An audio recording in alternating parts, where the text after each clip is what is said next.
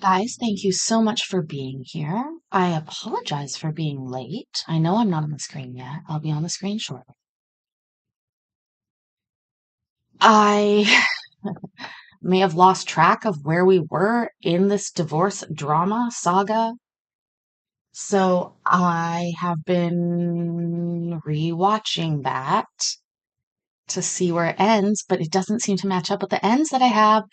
So we're going to do an experiment together where we're going to start watching a piece of it and y'all are going to tell me if we've seen it before. And then we'll go from there. Give me one more moment to get finally ready. I need to perfect the cleavage and then I will be on. If you guys could go ahead, tell me what you had for dinner, put it in the chat, and also like the fucking video. Thank you.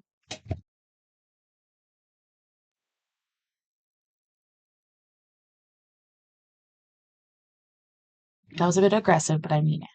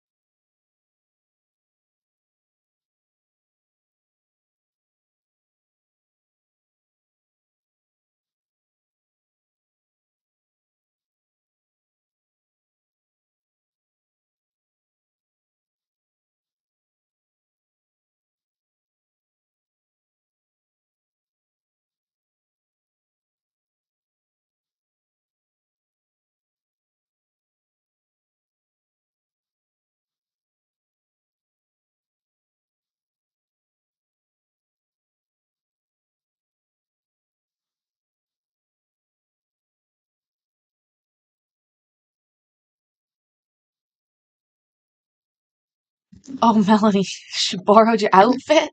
Oh my God.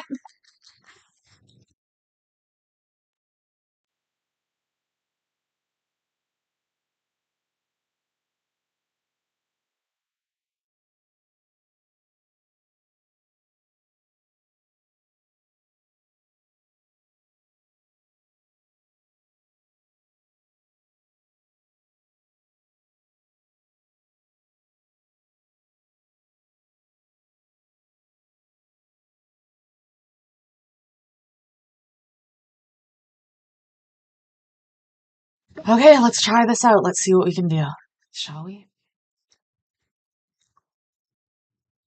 Hi guys, I hope you are all well today. I had a good workout earlier today. I barely made it back in time. I also saw a deer on my way home. And before we get started, I would like to talk a little bit about deer. Also, Fitbits. There's two items we need to talk about. First of all, I love my Fitbit. Hi guys. I love my Fitbit. It's the only thing in my life that tells me the truth every single day. No, I'm just joking. But seriously, I you can't really lie to your Fitbit. I mean, you can, but you'll know you're lying. And so, in a very odd way, I I realize that I'm coming upon 10 years of having a Fitbit, maybe like 9 years of having a Fitbit. And yet still, for some reason, still, I put up with rashes on my hands and I switch hands all the time, and yet still. And I know I'm a glutton for punishment, so I go back and back and back and back and back. But because nothing has ever, worked the same. So I have to switch it from my non-dominant to my dominant hand. This rash appeared overnight. This hand is divoted. Yeah, you can see the it's divoted in. Um, I know a solution. Hold on.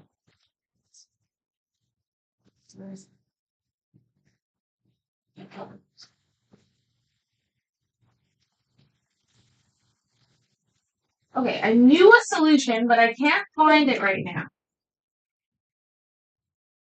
But I did have one, and there was, oh, Jesus Christ. There was a Fitbit strap that I have that I ordered like online, but it takes a long time sometimes. Where is that? Maybe I'll just glue it to that one. I mean, I don't fucking care. Okay, so the deer. Let's talk about the deer. So I live in the town, a downtown, if you will. And but we have deer. We have quite large deer, as a matter of fact. And today I was walking home from the gym and I saw um a big deer, like a buck, I guess they call them because they have the things on their head. And I it's come to my attention that what we do in my city to prevent deer is a little unusual. So for all of our American friends, go ahead and tell me what you would do if you had problem deer. What would you do? I know what you would do, but you gotta tell me. Yeah, pew pew. You would, Courtney would taser it. I love it. I love it. Um, yeah, pew pew, tasers, some pepper spray. Do you think pepper spray works on deer? You have your own herd, Jay. Well, I feel like I have my own herd, but I'm not even fucking lying, you guys. It does sound absurd as I say it out loud. I didn't, register how absurd it was, but we actually have a birth control program for deer in my town. So they've actually, hold on, I'll read it to you guys. Um, we you have a science-based urban deer management strategy because in Canada, I'd just like to point out that um, women do not get free birth control, but deers do, at least where I live. So it says here that deer management program has been testing whether immunocontraception can be applied to does in the field urban setting and whether the vaccine being used is as effective as controlling population growth. So they literally, they've been doing this since 2016, where they um, fitted a control group of the does with GPS collars.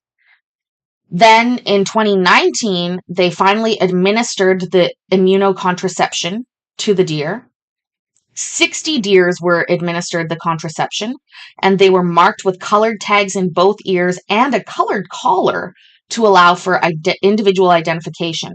The 20 deer that were in the control group did not get birth control. And then in 2020, they remarked the control group and reboosted the deer that were vaccinated in 2019. And they continued on. And so they've actually shown a reduction in birth of fawns of 60% in this area for these deer. But that doesn't do anything to the deer that are already living, obviously. And so a huge problem where we live still is deers getting hit by cars and then sort of limping around. Sad. But I thought you guys might get a laugh about that. Here's one last thing. It says immunocontraception, IC, is non-lethal and allows the deer population to be gradually reduced in a stable and sustainable way. It involves giving does several doses of contraception so that they do not conceive. But again, please keep in mind, as a Canadian woman, I have to pay for my own contraception. That is not covered by our medical health system. but I'm sure this is funded from a different money stream, Paisley, so it's not the same. You can't just take money from one place and put it in another place.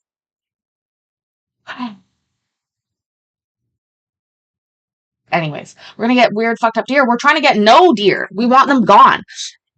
The place I live is notorious for being what we call NIMBYs. NIMBY. Not in my backyard.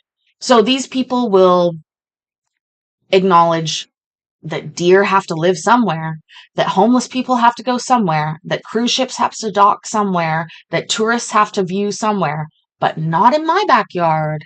Not here. Um, so that is something like when I used to work with cruise lines, we dealt with that a lot. People just really don't like cruise ships a lot. So, um, anyways, you do not, Courtney. You you can't need somebody's permission to get birth control. Really? We've told my birth control story, which is to say, Morena, not a sponsor yet. Should be a sponsor. I'd love to endorse your product. Been using it for years now. I love it. Um, anyways, so like I said at the top of the show, if you're just getting here, I fucked up and I don't know where we left off on the divorce. So we're going to go ahead and work on this together. We're just going to work through it. And so what I need you to do right now, think, did I watch this without Paisley before? If I did, shut your fucking mouth because you're not going to be helpful. But if you've only ever watched this with us, we need you to draw on your memory, draw on your brain, and tell us if you've seen this part before. Also, so MB says before 1965, women had to have their husband's permission to get the pill. Really? I don't know if Canada was a country then. I think actually we became a country in the 50s. Hi, Mikey. Um, so let's think about the video that I'm pulling up and decide if we watched it already. Oh, so that one, not that one, not that one.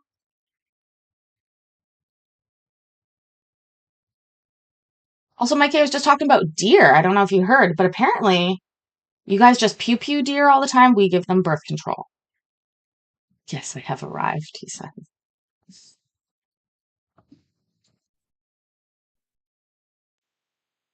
All right, we are back on the record on case number 2317423DM.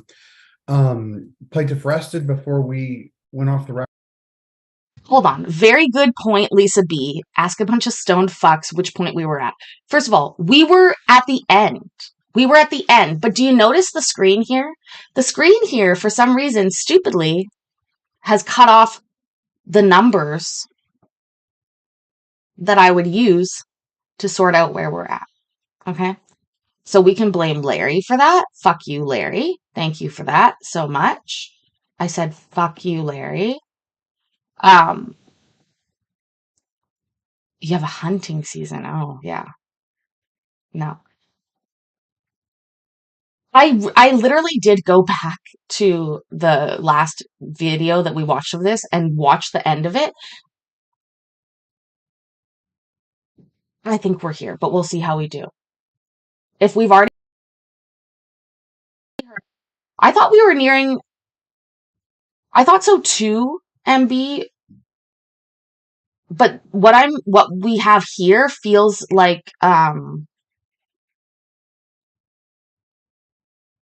redirect, redirect.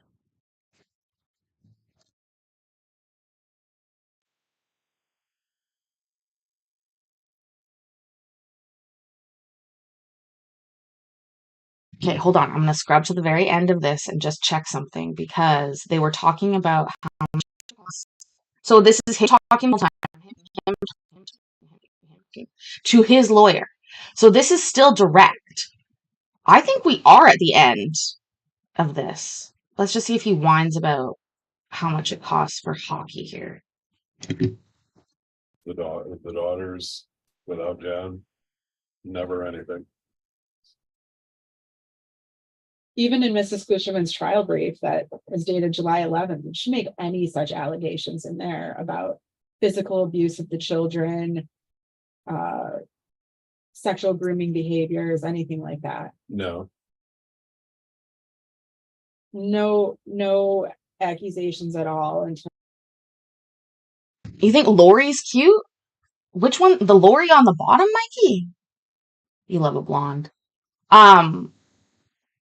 She looked better the first day. She had this coral, sort of like this color, outfit on. Hi, Donna. Hope you're doing well. Grim, couldn't make it through the other 4 hours. Here's a 10-cent recap. These assholes are assholes to each other.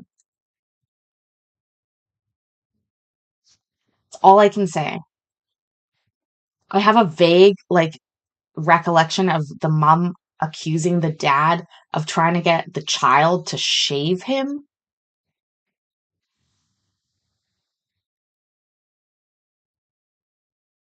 Oh, and the mom deep throating for a puppy. That's right.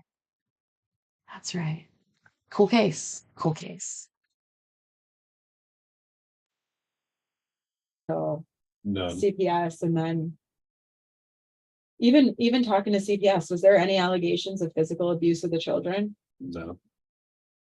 Yeah, yesterday she testified to it for the first time in any of these proceedings. That is correct.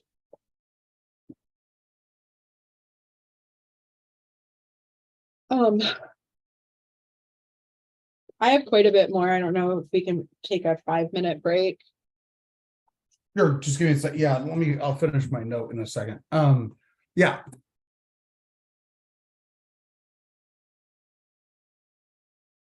If you're here for the blowies for puppies, you're in the right place.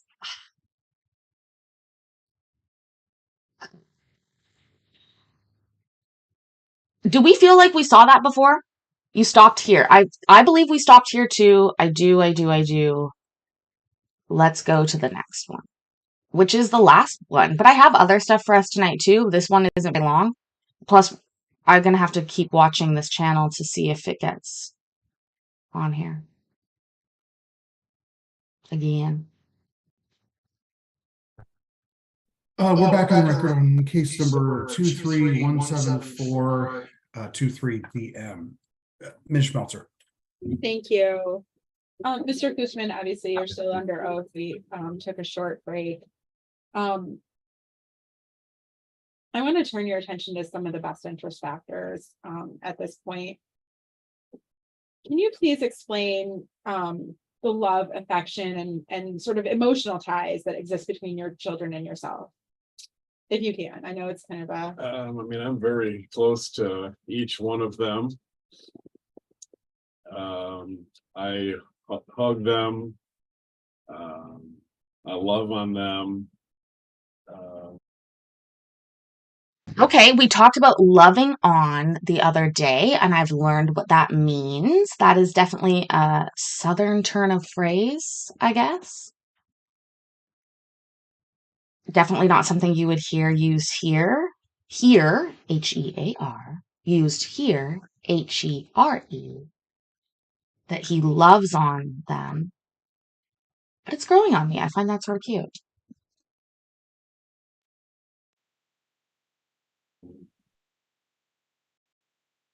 Kelvin's 15, so it's not like he wants me to kiss him on the cheek or anything, but I still sneak that in every now and then and just tell him how much I love him. The girls, I kiss them on their cheek, good night, or when I'm anytime throughout the day that I get the opportunity to hug them and love on them and squeeze them and kiss them on the cheek when I can. Aren't all those things loving on behaviors? Michigan, Jay from Michigan, you say they say that in Michigan too. So is this an American thing? Love on? Is it America wide that you would love on your lover? Or you love on just random people? Wait, do I love on maybe what I already do is loving on people and I didn't even know it. Maybe I'm already a lover. Beverly says no. So it's, oh, no, it's not. Wait, I don't understand it. Maybe I'm confused. You guys gotta write more in the chat. It's not regional, it's more family specific. Okay, okay, okay. Okay, you guys duke that out in the chat. I'll keep reading. We'll keep watching. Your dad says it so it's American.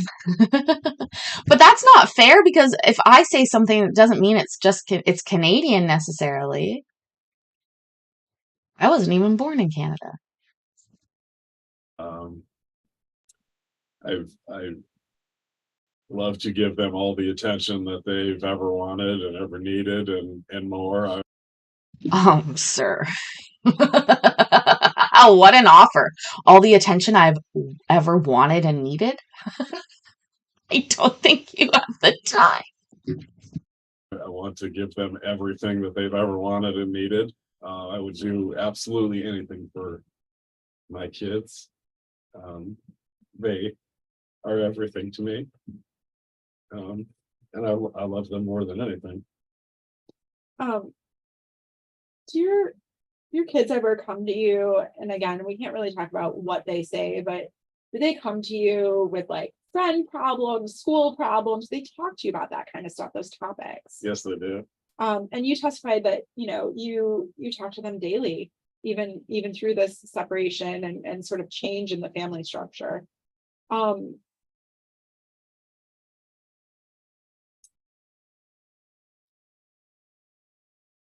What kind of love and affection and emotional ties do you see between the kids and Mrs. Klusterman?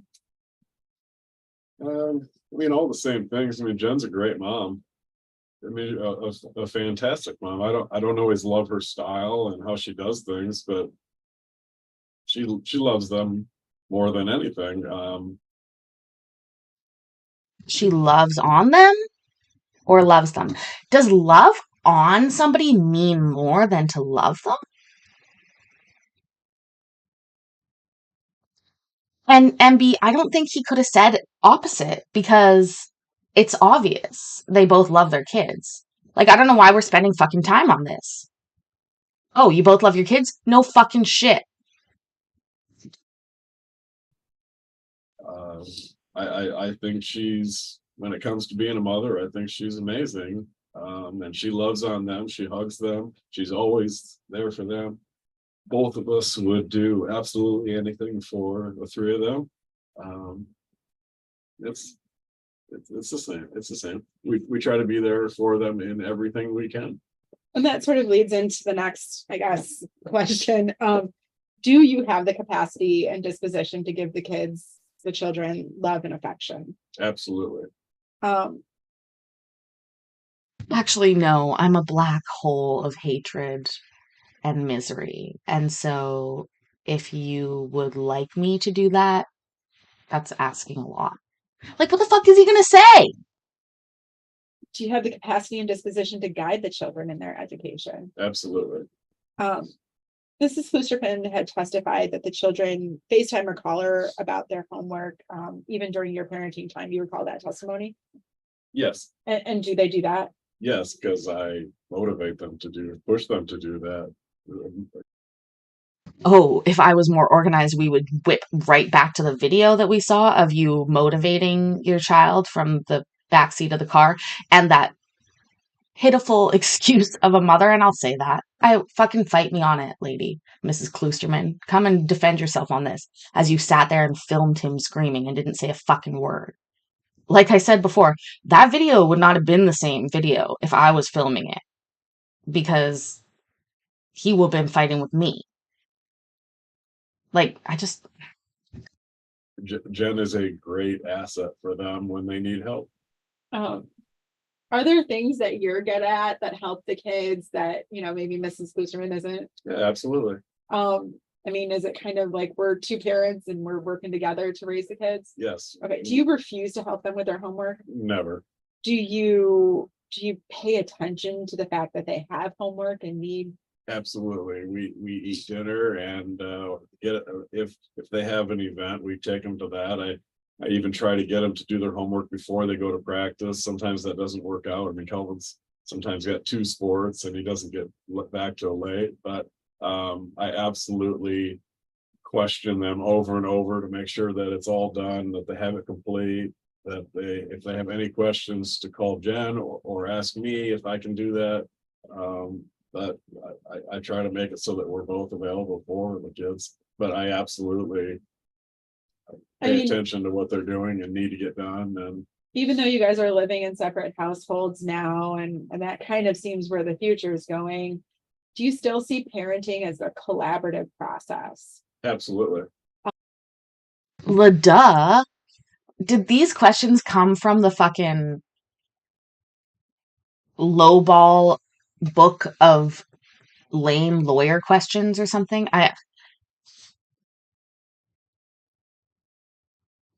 It's frustrating.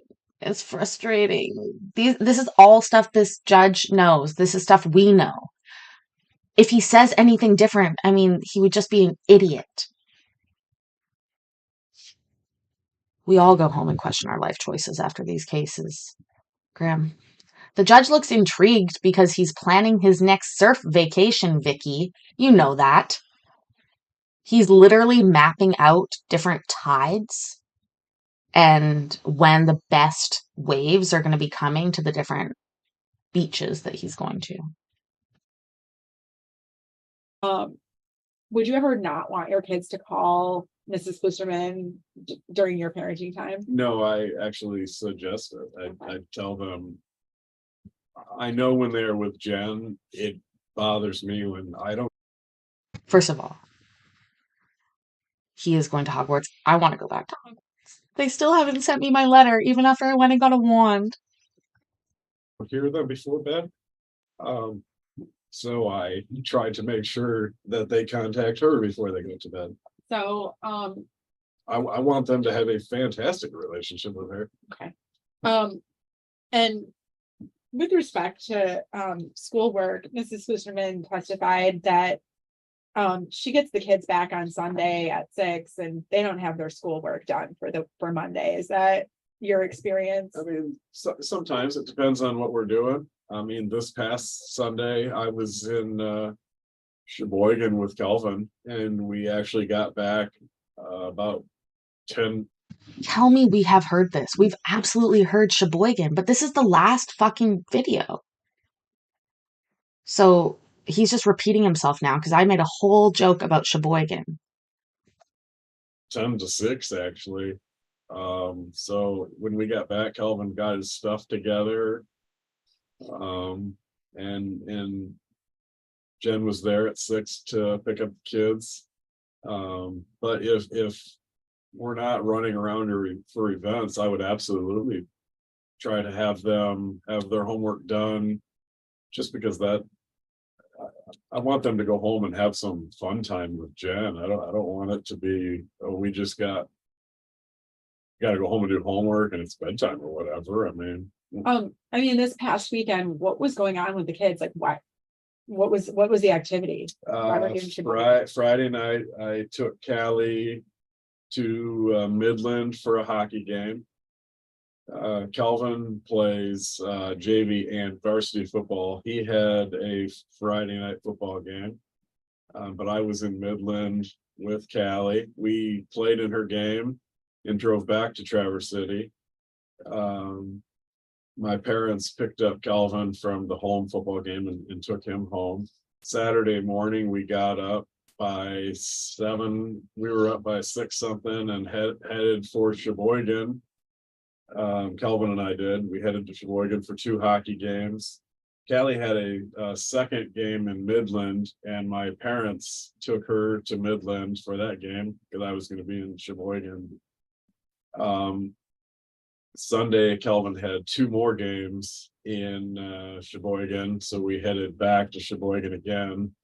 The girls were at home. Callie went to church with my mom that morning. Kelsey was sleeping, and I asked my mom to just let her sleep because I just feel it's important if they're sleeping to not wake them up when they're tired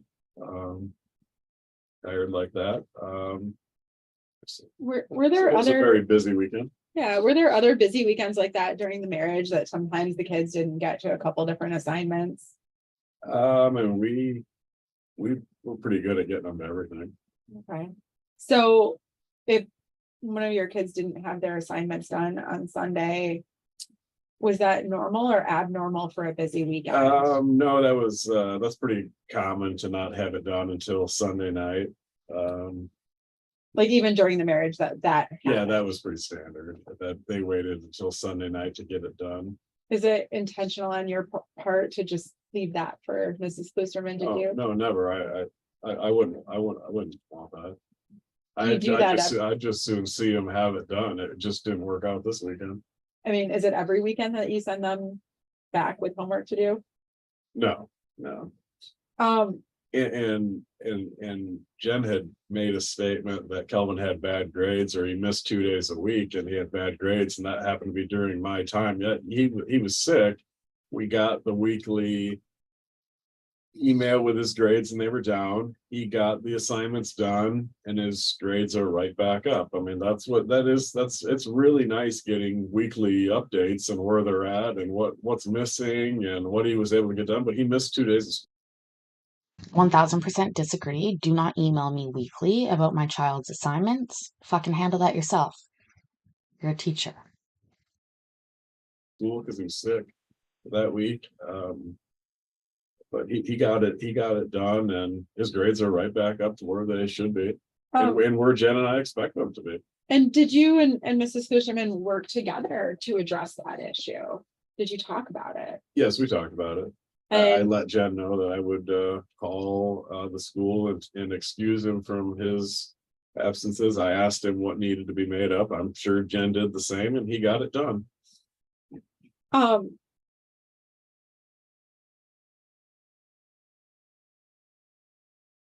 And so that was a meaningful conversation with Mrs. Fisherman about that. You collaborated on that. You didn't just Yes, for the most part, all of our communication about the kids the last however months it's been has been great.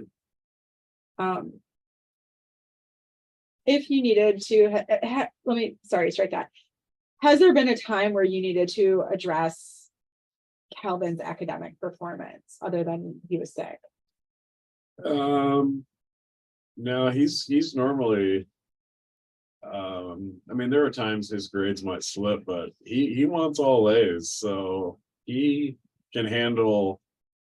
He takes responsibility for a bad grade, and he wants to get an A, so he does what it takes to get his grades up. So I mean, Jen and I are there, and we talked to him about it, but he's pretty self-motivated to want that A.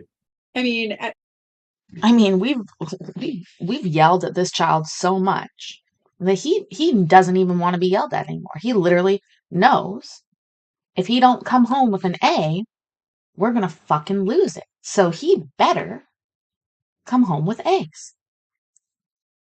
I will tell a short story here. And listen, everybody's different, okay? I'm different. We're all different. But I do like to make people maybe step out of their comfort zones a little bit. I'm pretty comfortable in my zone. I'm also quite comfortable out of my comfort zone, so fucking come for me and send me out of mine too. That's fine. But I do recall a parent-teacher conference, like meet the teacher night, where they did all the parents like meeting the teacher at the same time. And some parents came in and were real concerned about like how much work the kids were supposed to be doing and if the assignments were hard enough and all this kind of stuff. And I remember saying, I think he was my ex-husband at the time. Still my ex-husband. I said to him, because we go to those things together, and his new wife comes too. So mostly I'm speaking to her. I don't really like him very much, but I really do like his new wife. So I speak to her quite a bit. And I said, hey, Dee, you ever care that much about what homework assignments come home or something like that? I was like, that says a lot to me about them as a parent. And then I put up my hand and asked the question about homework fatigue and how the school's planning on handling that, which sounds like such a snowflake thing to say, but really I was only doing it just to piss off the other parents. I really don't care. My kid already has a modified school schedule. Thank you to me. So, anyways, also, you guys, I put on something new. Do we see it?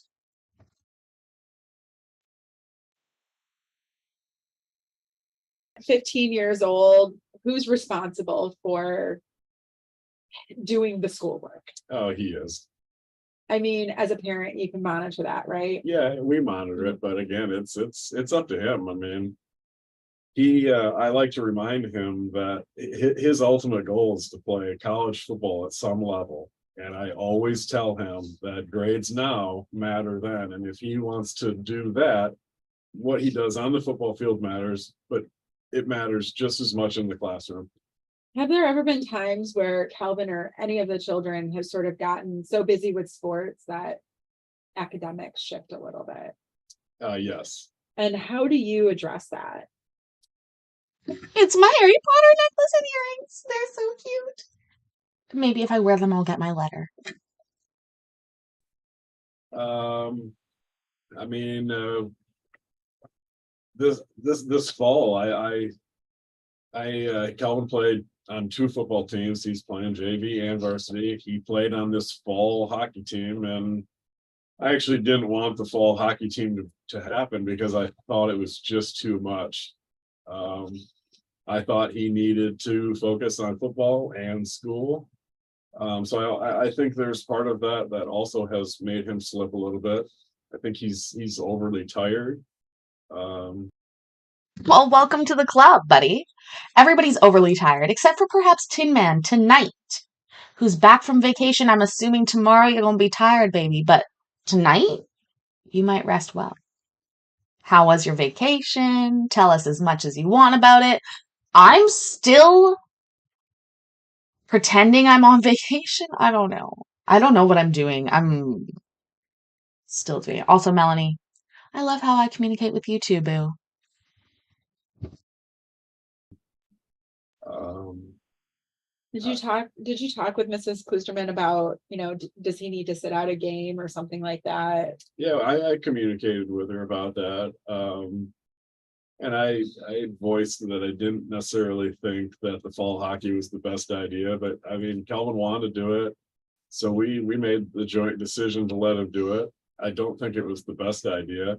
But again, when it comes, I mean, when I was in school, I didn't know weekly what I was doing as far as grades. So, I mean, that's getting these emails weekly. I mean, that's huge. I We've seen this before. This is the last piece. But we've seen this.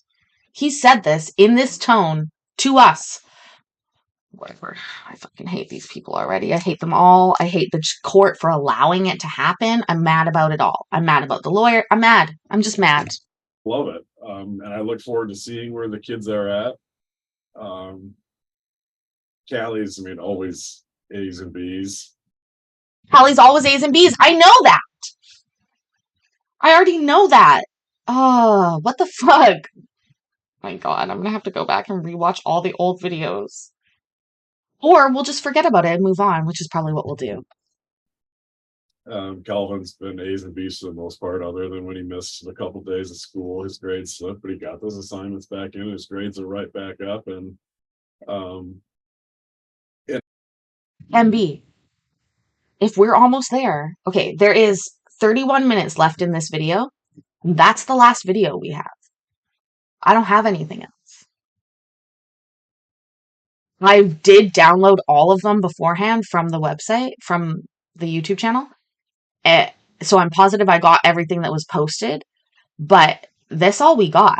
So, and I know for a fact that we ended on the end of a video. We didn't end in the middle last time. Aw, Beverly, it is a fun chat. Love you guys. We're gonna get cockblocked. Yeah, I never thought this was gonna be over. He always had to do the in-camera meetings, which he's talked about before with the children. So, yeah, I will say this. I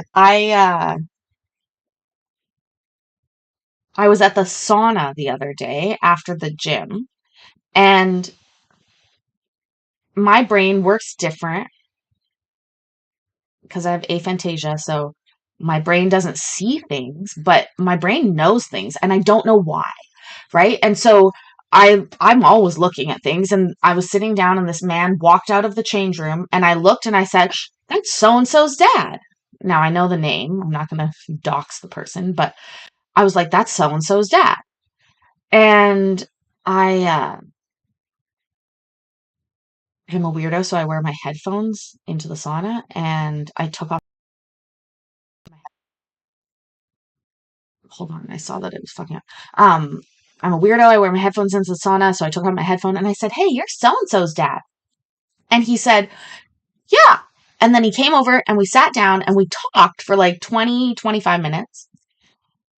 I was late that day to some of the other shows, but my point of that is that as I was talking to him and telling him about my life, basically, turns out he's a lawyer that had just retired. I forgot that he was a lawyer in my mind. That part I didn't register. Anyways, so he found it extremely fascinating when I was telling him about the channel. And he was like, "What do you mean? You're giving legal advice?" I was like, "No, absolutely not." No, oh my God, nobody's thinking I'm giving legal advice. Absolutely not. And it was actually a really, really, really great chat that we had. But again, I always forget. Some people might think I'm trying to give legal advice. Absolutely never. Never, ever, ever. Also, I'm Canadian. And he also asked that. He's like, how do you show Canadian court? And I was like, well, that's a great question. I don't, because we don't videotape it like that. And he was like, that's right. Anyways, I've now been distracted, which reminds me it's probably a good time to take your meds. If you're just getting here, go ahead and clock in for your shift by hitting the like button. Take your meds if you've got them. If you don't have them, I don't know, go and get them. That's another thing I have to do. I need to make a doctor's appointment. Could somebody remind me to do that? I'm speaking into the ether at this point, but I really do need to do that. Yeah, our legal advice is get a fucking lawyer and listen to them. Also, shut up. Again, he's 15. It has to be his problem, and he takes ownership of it. I mean, he wants good grades. It bothers him if they're not good. So That intrigues me because it doesn't. Oh, that's why. In the States, your grades in high school matter towards college, right? I know, I'll write it down. Hold on. I'm going to find a pen. Oh, I found a pen and my notebook, so I'll write it down right now. Bev, thank you. And then I will lose this notepad and I will not remember to do it.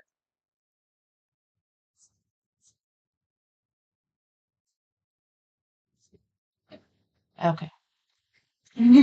Aw, that'd be great, Jay. Send me an email, actually. That would probably actually work. Anyway, so in Canada, what was I just saying? No, seriously, what was I just saying? This isn't funny now. Oh, that's got a whole piece of paper. Grades. Thank you. Thank you, Tin Man. Oh my God. Okay. And thank you, Jay from Michigan. Thank you all. Seriously. But grades don't count towards your ability to get into school. And so it doesn't matter what you get except for your 12th grade, your last year. And so like it's weird to me when people are like worrying about ninth grade stuff. And I'm like, who the fuck cares? Nobody's ever asked. I mean, I have gotten jobs that I should not. I've been very underqualified for a lot of jobs. But to me, as long as you get into the job and you get there and you prove yourself, they tend to like you. They're not really worried about your grades. Nobody has ever asked, ever, in my entire life for my grades. Even when I applied to university, I did apply one time to university and I was accepted. I will point out. Did they ask? They asked. They might have asked. I think they did ask. They asked and I sent them. And I was still approved. So now did I go? No. But sometimes I have to motivate him to get his homework done, and he always gets it done. But it's sometimes he doesn't, like we're at hockey or he wants to watch a football game, but he always gets it done. He always gets it done. But I never go out of, I would never go out of my way to send the children back with homework because I don't want Jen to have to deal with that on a Sunday night. I'd rather her start to prepare for the following week, not make things more difficult. Is it difficult sometimes when you have a busy week like that where, one kid's in Midland twice, another one's in Sheboygan and Right. No, it is difficult. And I will say, like Jen and I have been early on, I think we were very hard on each other, and it's like it's gotta be 6 o'clock. I think there at times both of us were going out of our way to make things difficult for the other. But I will say the last month, like getting back at 6, like she was flexible on that. The week before that, I forget where they were, but she didn't get them to me until later on, and we've been working together great. It's going well. Our communication, our flexibility. And when you have those super busy weekends, and an assignment doesn't get done before 6 o'clock on a Sunday, how do you address that? Like when they come to me or when they're going? Either way. I mean, I want to make sure they get it done. I absolutely make sure it's done. I mean, is there time to catch up on assignments when you have like a crazy? Oh yeah, there absolutely is. I mean, none of your children are failing school. No, they do quite well. We make sure that all permission slips are signed. Last week I sent Kelsey off with her jogathon money, and so we make sure that she's got a daily planner that I sign, and we make sure that's all set to go, and she's got her lunch made. And no sandwiches as per the sandwich incident of 2018. We've fucking seen this. I don't know what to tell you. What I do know what to tell you is we have TPOs after this. Thank fucking God I did some work today, but. Did you ever claim that parent-teacher conferences or school events were a waste of time or not worthy of your time? I wouldn't say I said it was a waste of my time. I would say I think it's best that we divide and conquer on that. There have been ones over Zoom that I've joined, so for Jen to say I've never joined one or never been to one is false. But again, I will also like it's tough with 3 kids. Jen's a teacher. She wants to be very involved with her kids. If I said I'm going to the parent teacher. Jen's a teacher. No, we've seen this. I'm so mad. I don't know how to fix it. I can't fix it, basically, is the problem. I can't fix this right now. We're just going to have to watch to the end. I'm going to stop commenting on about how I've seen it, but we've 1,000% seen this. I don't remember people's faces. I don't remember what they look like, but I remember the tones. That's what I'm realizing now as my life goes on. Like, I remember the tone of voice and the way that people say things. He said this before. I've listened to this before.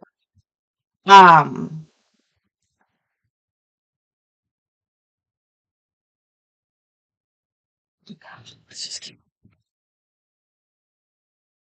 Conference, she's going to say I'm going too. So Jen was always going to go no matter what. So sometimes it would be better if I went and did something else.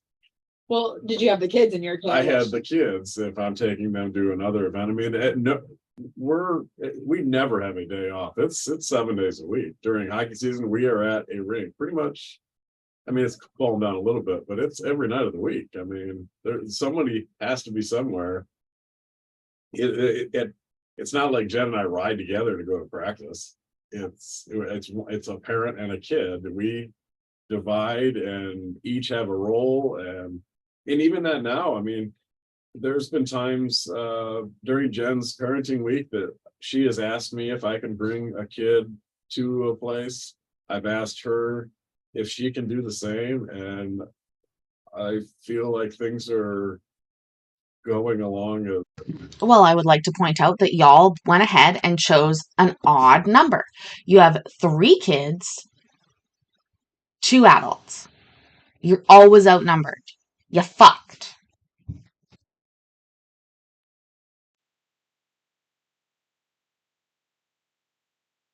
As they should, and we're working together. I feel like we're actually on the same page now and working together to make things happen. With respect to if she attended a parent teacher conference, I'm talking about when you guys were living together and stuff. She attended a parent teacher conference, you had the kids in your care. Did you guys talk about what was going on in the parent teacher conference? Oh, What yeah, was going on with the kids absolutely. Yeah. Absolutely. I mean, it was very seldom about their grades because their grades were going well. I mean, we would hear Kelvin's a talker and he used to be. Did you ever talk like during your marriage? Like ever? I would love to hear about when you talked. Also, no, I have not smoked myself crazy. I'm probably actually low on weed. Thank you for the reminder. I'll go roll a joint. Be sitting in the front of the room and maybe focused a little bit or things like that, but it was never the only child that we've struggled with at times for understanding is Kelsey. Oh, And that was a Kelsey. lot early on when she was at Eastern, but she's just come so far and her confidence in what she is doing has improved. And she seems to be doing great. All three are doing quite well. Um, And there's no doubt this separation has taken its toll on them in each different ways. But they're doing the best they can. I feel like I'm doing the best I can. I'm sure Jen feels like she's doing the best that she can, and I have no reason to think that she's not. and did I hear you that, you feel like the last month things have really started to smooth out? I mean, Absolutely. the separation's still fairly recent. Right, I mean, right, 6 months right, max. right. But I think things have calmed down to where Jen and I are actually on the same page and wanting what's best for the kids. Well, at least with respect to the day to day. I mean, Yeah. we're obviously Yeah, here. yeah. No, I'm talking sound. Yeah. Mrs. Klusserman had testified that you and she together had decided to raise your children in the Christian faith and attend church. Do you recall that testimony? Yes. And she testified that she was concerned that since the separation, you don't attend church. Is that Correct?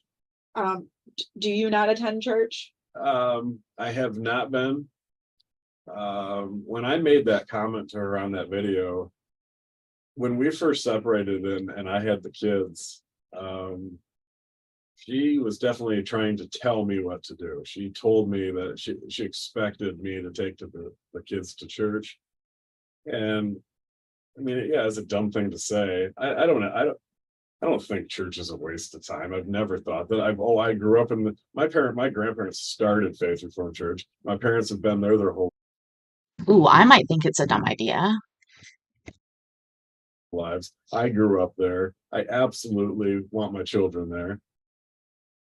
There have been times that we go, my parents more or less take them because with the PPO, with me being uncomfortable around Jen, I do not go because I expect her to be there.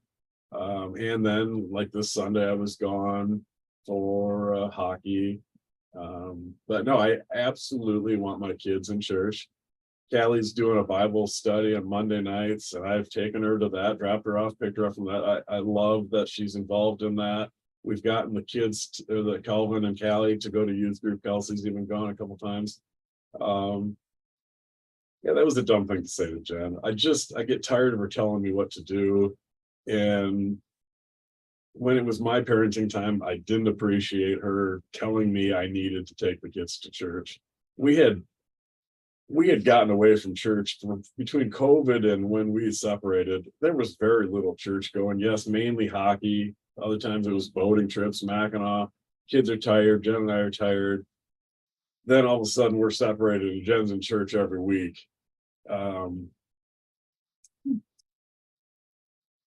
Was there a period of time recently that you guys you kind of said weren't going to church? So there was a couple of years span. We maybe went twice. In 2 years? In 2 years. I mean, count. We would go Easter, Christmas, but regular church going, no, it became. But we had sports, we had events. We were tired. Want to get out of the boat. We were gone on the boat. It really wasn't until we separated that all of a sudden Jen seemed to ramp back up the church going. How do you support the children in their faith? I make sure they say their prayers every night before they go to bed. A lot of the time, that's something that Jen does with them also. When they're with me, the girls call them, call her before bedtime, and she says the prayers with her. I do the exact same thing. If the kids do something like there's been times where Kelsey will say, well, I don't want to go to church on Sunday. And I'll say, well, how do you think God would feel about that? I try to motivate them to want to do that. The only reason I have not gone is because it makes me feel uncomfortable. I mean, one, I didn't feel safe going if Jen was going to be there. And she's going to be there. And I don't blame her for going. And I've made sure that the kids could go when we didn't have other things going. I want them in church on Sunday mornings. I want them involved in youth group. I love that Callie's in a Bible study. I love that they go to vacation Bible school. I want them growing up in that environment. I want them to be quality individuals. Not that you can't be a quality individual if you don't go to church, but I just want them in that environment, around those people, around their friends that go to church along with them. I would never. The only reason I made that stupid comment was because I'm tired of Jen telling me what I need to do all the time. What she talked about, I think it was a fall program or some sort of football program where she wanted to put Calvin's favorite Bible verse in it, and you had a problem with that. Do you recall that testimony? Yes, I do. What was going on there? What's your perspective on that? We totally fucking heard this already, and I am not listening to music.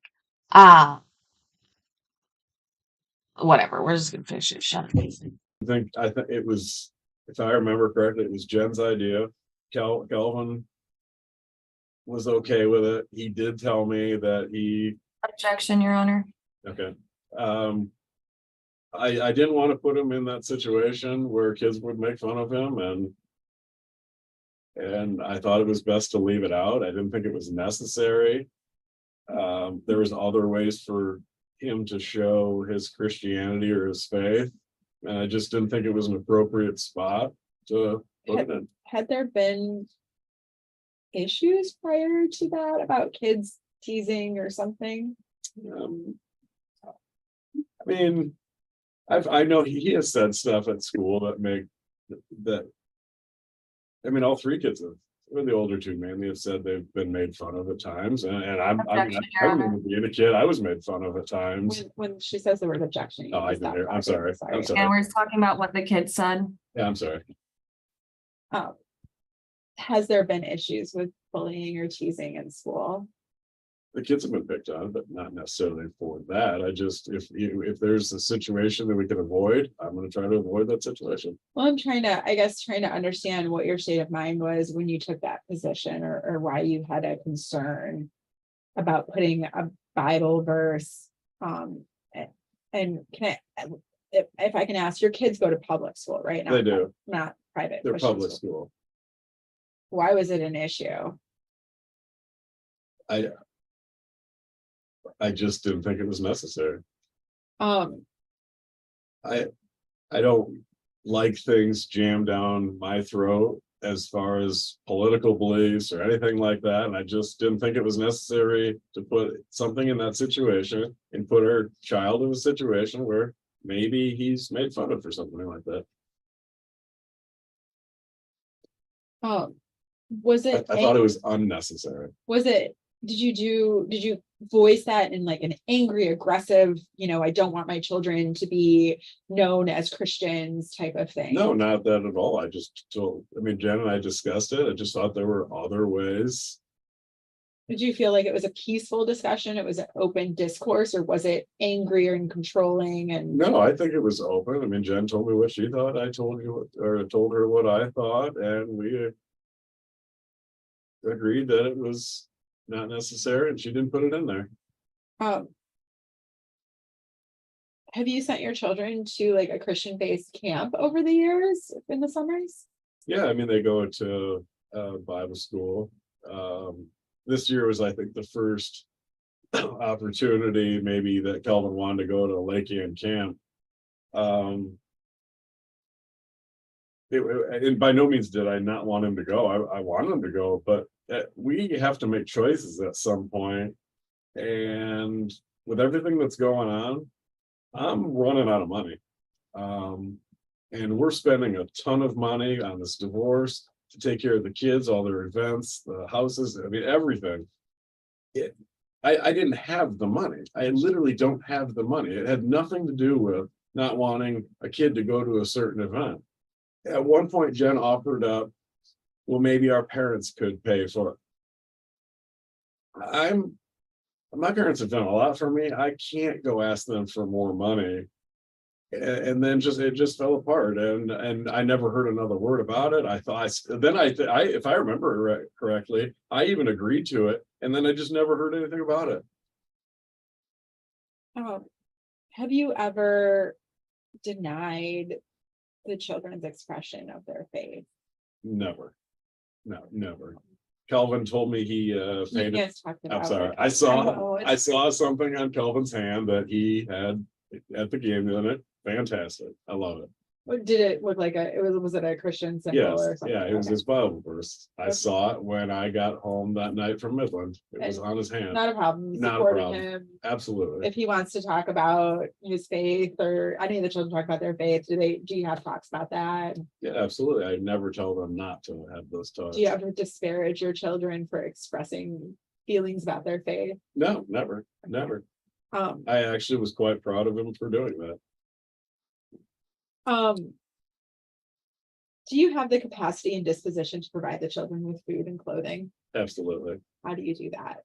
I take them to the store and let them pick out their clothes and buy the things that they need. I buy groceries for them, buy the things that I need to make meals and their lunches. I almost always go to the store about 4 or 5 o'clock on Sunday, so I have the things showing up when the kids arrive.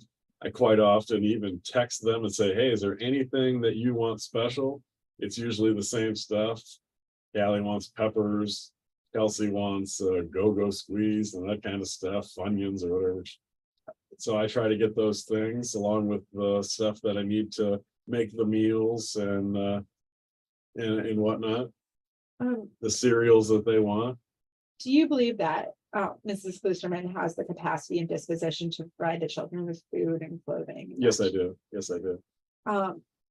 Have finances and budgeting been an issue in your marriage? It's been an issue since the day Jen and I started dating. When we got married, she probably had $14,000 worth of credit card debt. And there is still money from that time on her credit card. The number one thing that we fight about is money. It's an endless battle. Have there been times that Ms. Klusterman discussed with you negative bank balances or her having an inability to pay more than, slightly more than the minimum balance on a credit card? She only ever pays the minimum on anything. I mean, since separation, has she reached out to you about paying bills for the household? Yes. Is she employed full-time? She is employed full-time. Even a couple weeks ago on the Wizard, she tried to convince me that the Hold electric on. bill was Can you still my actually responsibility because I had not released her phone yet. And I said, hold the fuck on, sir. Can you, Holly? Oh, look, I say your name and you appear. You want me to come and visit Mississippi, right? Yeah, girl, you do. You confident. Anyways, shit, I'm going back 10 seconds because when he says what he's saying, I'll be reminded. a couple weeks ago on the Wizard, she tried to convince me that See, she tried to convince me. Okay, so thank you, Holly. I appreciate that. The Is a teacher employed full time though? Are we really gonna say that? And no offense to any teachers in here, please know that.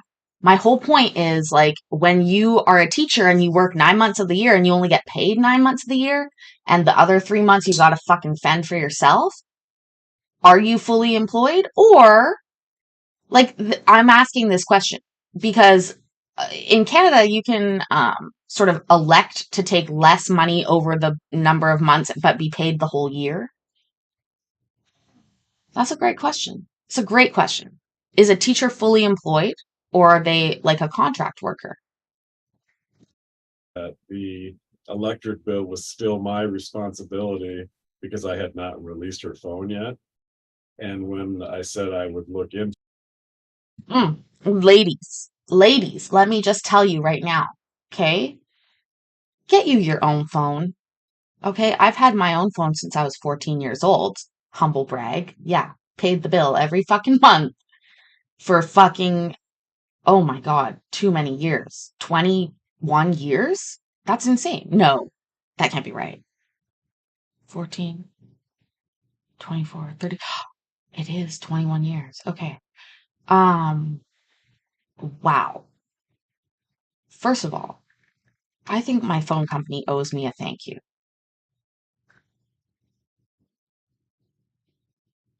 I just shed a little tear from my phone bill every month. And second of all, just go get you a new phone. Like, take away the power. Why are you giving him this power? Why are you letting your lawyer bill you fucking $150 an hour to talk about his cell phone? You should be like, yeah, he didn't release my cell phone. I went and bought a new one. it, she goes, it'd probably be cheaper just to pay it than contact your attorney.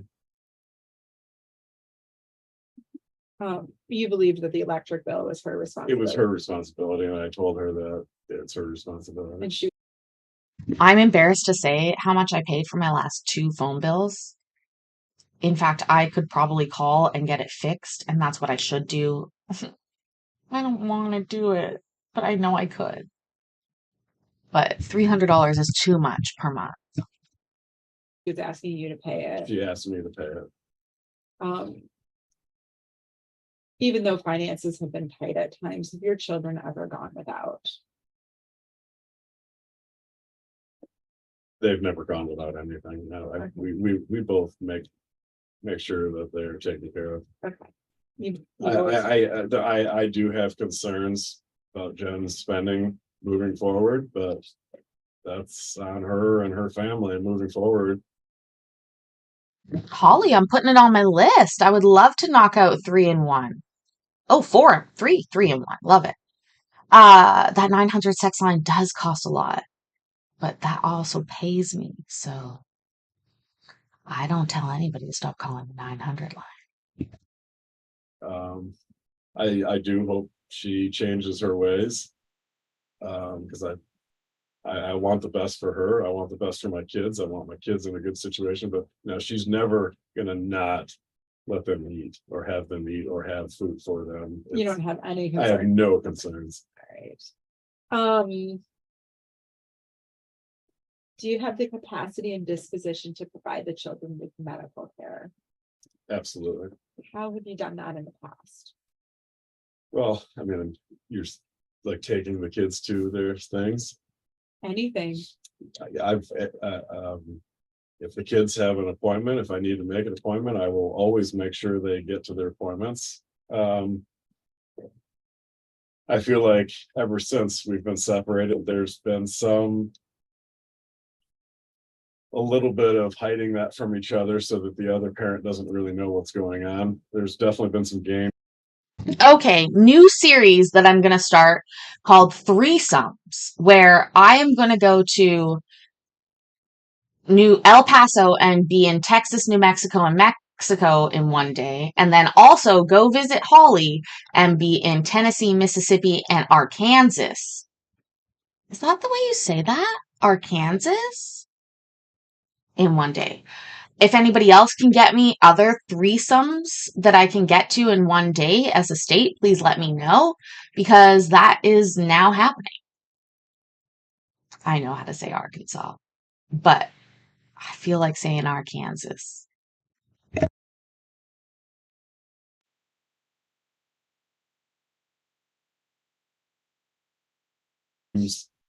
games being played. But I feel like the last month we're finally on the same page, moving forward together, working together to make sure that the kids are at their appointments.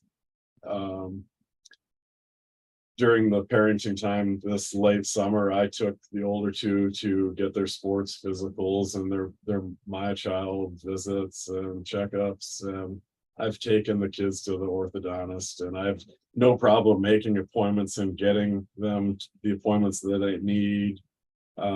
Yes, Jen has done a lot of that in the past, but I look forward to doing more of that and adjusting into that role and still working together. Please note, Lisa, I've been to Illinois, so I don't say it wrong. I had a great time in Illinois, despite the shitty situation that I was there for, which is a whole nother story. I'm sure I've told the horrible wedding, but regardless, I personally had a great time because I went out and had fun. Like I do everywhere I go, I talk to people, I have a good time, and the people I'm with roll their eyes because I spend my whole vacation talking to people, and I love it. With Jen, but I really like how things are and my time with the kids and taking a larger role in that world. I really do enjoy it, and I will do anything that the kids need. If I finally get my shit together and get a business card, I could probably get some subscribers just by talking to people. But that's on my list. I will do absolutely anything the kids need to take care of them and give them things that they need, the care that they need. In the past, if Mrs. Klisterman was the one who took on the role of primarily doing some of the scheduling, was that because you didn't want to or didn't have the ability to do so, or It was just never that kind I of didn't like a want to. It was just kind of, we had different roles in our marriage, and that was part of her thing that she took on. but it was never like if the kids were with you and one of them got sick or had allergies or got hurt, Yeah, did you take care of yeah, them? absolutely, absolutely. I mean, anytime there were appointments during the day, I took them. I mean, unless it was like a major snowstorm or something where Remember, this guy is only behooving to snow, and we're not talking about the Colombian kind. it just didn't work and Jen needed to do it or whatever, or ask my mom or whatever, but it's never that I didn't want to. Again, Jen was home during the summers. It was just convenient for her, or she was able to do the appointment after school when she's done with work. The kids are out of school, so we tried to do it when the kids weren't in school, so that it just worked out. It was just what worked for us. But when I needed to take them, not every appointment can be after school. So there's been multiple times I picked Callie up from school, take her to her orthodontist, and then back to school. When Calvin had his knee injury, I took him to the appointment to see what was going on there, and even to have him fitted for his fitted for his brace that he wore for a while. I always do and did whatever it takes and took to get the job done, and we always worked together, and it was never anything that I didn't want to do. It was just something that Jen took care of, and it was just part of what she did. Now she seems to be trying to use that against me. Was there a recent conversation, I mean, really after the separation and filing for divorce, about getting your kids into counseling? Yes, Were you engaged in that conversation with Mrs. Fishman? absolutely. Was it a dynamic back and forth conversation? It was back and forth, but it was quite frustrating. Why was it frustrating? Because Jen insisted on a certain person for our youngest. That person wouldn't see all three kids. That person didn't accept insurance. I thought it was best if we got them going somewhere where they all could go. Um, Jen took Kelsey to that person that she wanted her to see. I did find a person that would see Kelsey. Kelsey really didn't like either one of them. So it kind of went quiet for a little while, and then Jen and I started talking about it more. Jen gave me some options. I'm like, well, give me a couple days. I'll find a couple options, and I did. And the woman that I found is who we're currently talking to about making appointments. She might not have time to see all three right now, but she's got time to fit, like, it's not something I feel, Jen and I feel like the kids need every week, but if it's once a month, if she could take one, each week or whatever. And her timing is looking like her appointments might be during the day, where the kids might have to miss school. And Jen even asked me if that would be something that I could pick them up and take them to. I did hear that Jen had communicated with this woman, and I was kind of disappointed that I wasn't part of that communication. And I've asked Jen if I can be part of that communication, and she did say that moving forward I would be, but nothing's happened yet. But it is my absolute goal to get all three in, to talk to this woman, or to talk to someone, just so they have somebody to talk to. And it doesn't need to be permanent. If it's 2 months, if it's 6 months, if it is a year, I want that available to them. So no, I am all for them seeing a counselor. I see a counselor every other week. I find it beneficial. I don't know if I'll do it forever, because if the kids are going and that's going to cost us some money, I might stop to use that money to pay for what they're doing. But I do find it beneficial, so I absolutely want my kids seeing a counselor. And did you do you kind of said you did some legwork to find some names? Yeah, I called a few different people, emailed a few different people, and you went back and forth with, maybe you guys didn't come to an agreement right away, but you were going back and forth and engaged in the process. Is that? Yes, absolutely. I kept Jen in the loop. Once I fired off emails to these people. I didn't tell her at that point. I waited until they responded to me, because and that when they responded, I communicated with Jen and said, hey, I've got a couple of possibilities. I know, I've been saying this the whole fucking time. We heard it all. I'm listening to music instead. Don't worry, we're gonna start a TPO in a minute after this is done. Hi, Mike. Thanks for being here. Also, I just came up with a fun game that we're gonna play on New Year's, where we try and guess the karaoke song based on the person lip syncing. Oh, that's gonna be fun. Here, what do you think? And I gave Jen their contact info so she could communicate with these people, and she has. And she got back to me, and she seems to like the person that I found, and we're hopefully moving ahead with her.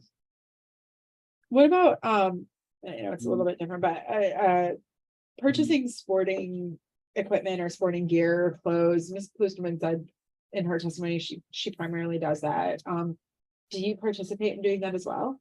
Yes. I think Jen was very good with her wording yesterday on that, because she does not pay for that stuff. She may have taken the kids to get the stuff, but I feel like that financial burden. Thank you for asking, William. First of all, duh. Alone, but yet with my chosen family and friends of y'all, because I know everybody here is going to be alone. / together, though, because we're going to have the best New Year's party we've ever had. In fact, I've already made it so by manifesting it, and it's going to be awesome. It's happening off of YouTube on Discord. I will teach all y'all how to use Discord enough to enjoy, and it'll be free, don't worry. But we will have a good time. I've already literally written out a full page of plans for it.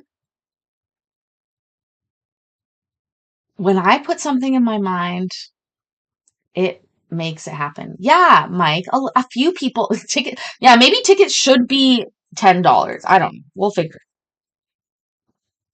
We have to talk about, me and YouTube Daddy have to talk about monetization soon anyways. But regardless, Yeah, nobody's leaving their house. There'll be no DUIs that will happen as a result of this. You can have this as a sober and fun New Year's if you are doing it sober. If you want to get fucked up, you can also get fucked up. It's going to be the most inclusive New Year's you've ever been to. It will already include, sorry, let me look at my list here. It will already, oh wait, that's the wrong. Hold on. There it is. First of all, I wish I could read the notes on this page.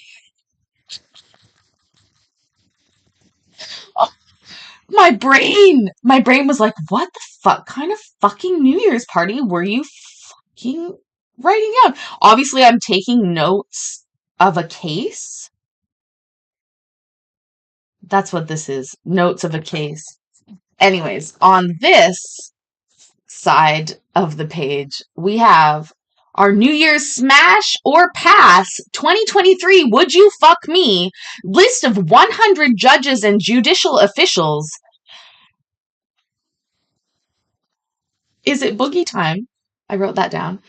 Cameras off, boogie on. Oh, I like that. I already did prep something down here regardless. Gauge the age game. Ooh, that's a good one where you pick the age of people. And who else? What else is on this list? Oh, of course. Are there 100 on the list yet? No, but there will be, Lisa. And if anybody wants to send me one, you know my email, and you also know how to catch me on Discord. That's a great way to do it. I also made the event on Discord already. I'm not quite sure how to send the invite out for that. Let me see if I can do that right now via. Sorry, weed trade. Do not fucking spill, please. That's an important thing. Anyways, it's going to be a blast. And if nobody wants to come, that's fine. But please note that I certainly will be there. And I will be, hold on. Copy link into the chat. Oh, Jonathan, did you do it? Yes, look at you.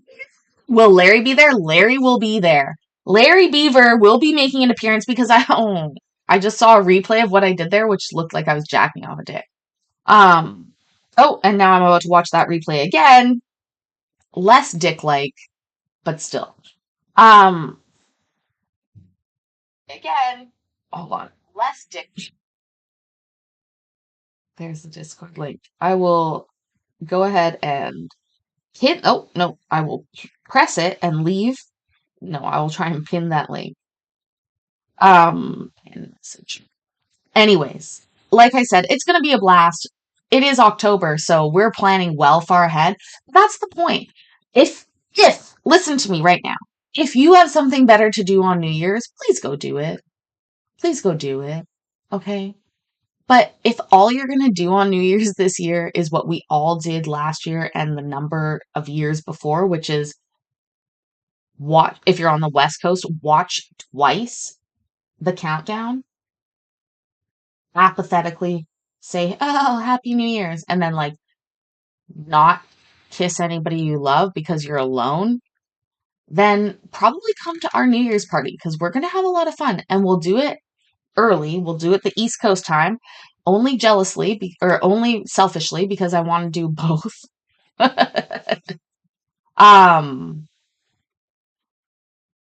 Anyways, it's going to be a blast. It'll be fun.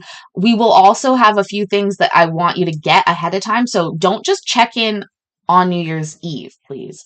Please make sure to check back to the channel and talk about that because we're going to have some things that you're going to need to have with you because you're going to feel left out if I'm asking everybody to raise certain things or do certain things and you don't have it. Okay. Will there be nudity, Mayor? That really depends. It's a personal thing. Everybody could be nude if they wanted to. I'll promise this. At one point in the night, it'll be, oh, well, we're not on YouTube. Let's just say that. At one point in the night, I'll be nude. Let's finish watching this. I've got some more TPOs to show later. show after this. We've got to, we've only been going for an hour and a half. That's a short time for us. You can't afford a ball gag, so you'll just watch, Lisa. Oh, honorary invite for all your funny comments. Also, Lisa. No, it's not that Lisa, though. Where's Lisa Figueroa? I need to talk to her because next Friday is going to be Follow Friday, and Lisa wanted to come on and test my knowledge about the United States, Estados Unidos. Oh, Mike, that's a great question. Let me check with my agent, and I will let you know. If Miss Figueroa wants to come back on, I found a video that we can watch to do this together, to react to. Pardon me, not watch, react to, under the fair use doctrine, where we can do this sort of test at home, on screen. Nobody cheats. It's going to be fun. Anyway, so Lisa Figueroa, let's say her name 3 times. Lisa Figueroa, Lisa Figueroa, Lisa Figueroa, Lisa Figalicious, Lisa Figalicious, Lisa Figalicious, and she may appear. That'll be this coming Friday. In 4 days, we'll be doing our we'll be getting back into the groove of things with a Follow Friday. William and Holly, I'd love to invite you guys on, not the week after, but the week after that, for a version of the Newlywed Game. If you and Holly would both love to appear via camera on the show, you've got an open invite. Burden has been on me, and that's okay. Has there been back and forth between the two of you about what I'll mask your faces if you want, but I'd love both of you to talk. I want to do a fun game. the kids need or what type of equipment to buy? Yes, absolutely. We always communicate with what the kids need. It was a struggle this fall. I mean, I don't have a ton of money right now, so and at the time I was paying the majority of the bills, paying the mortgage, electric, gas, all of that stuff. So things were very tight.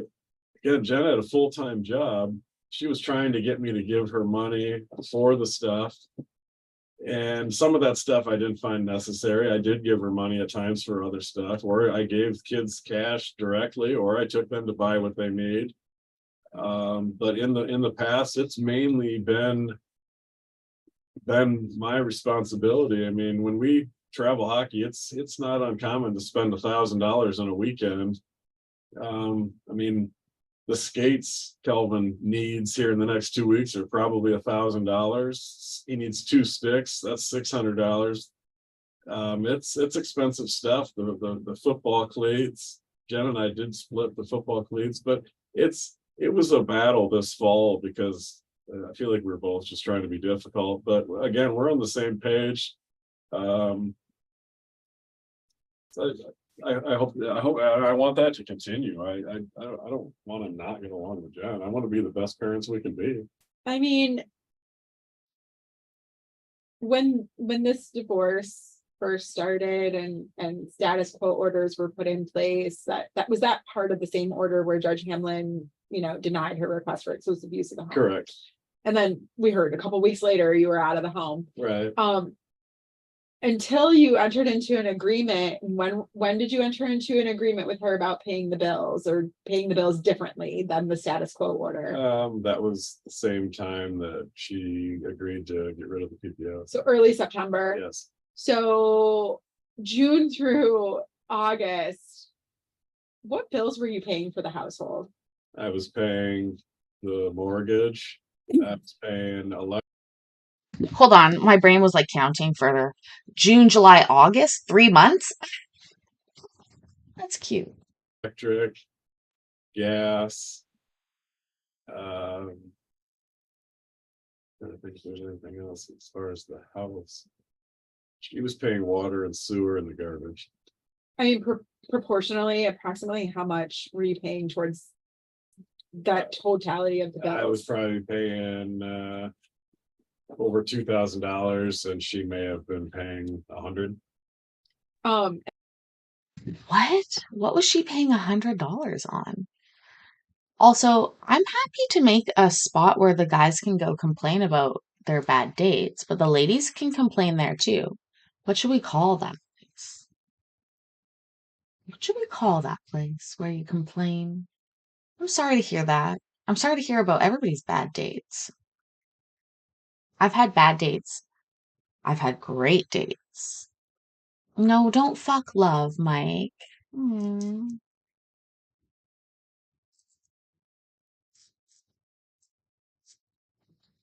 And that was for a home you were not living That in. was for a home I was not living in, and she was still asking for money from me for kids stuff. And she was exclusively living in that home, and the kids were there under the court order half the time. Kids Yes. were with you half the time, Correct. and you were paying $2,000 or more per month. Which is like basic amount of money where I live. Like $2,000 a month. Wow, what a fucking bargain. That's a steal. Correct. And then I was paying the groceries when the kids were with me. She was paying, so she was only buying groceries really for 2 weeks, and I was buying groceries for 2 weeks. And That's expensive. were you obviously. also paying the cable TV, internet? Oh yeah, I was paying.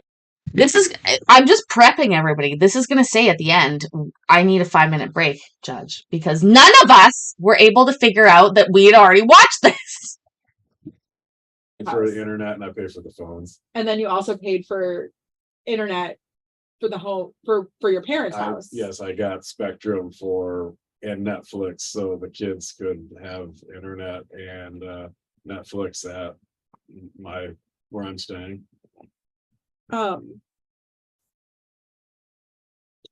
I'm shifting gears to the next best interest factor, and I'm looking at the time. So I'm going to defer to the court if you want me to get through those questions, or we want to stop now. I think that's good.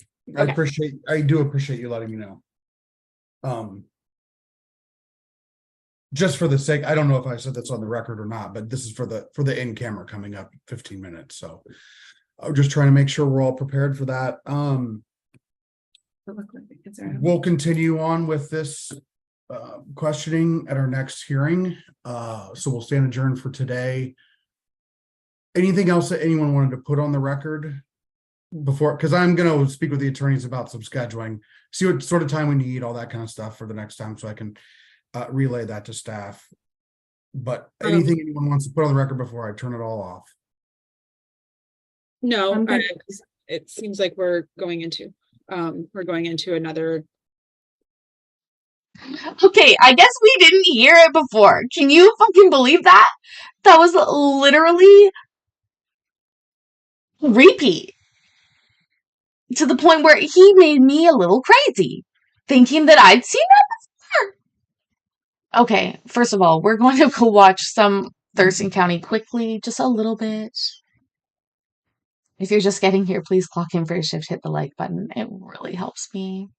This channel is on a slow crawl to 400 when we need 500. Can you help, please? Another hearing date, so. Correct. Okay, so I'm just listening.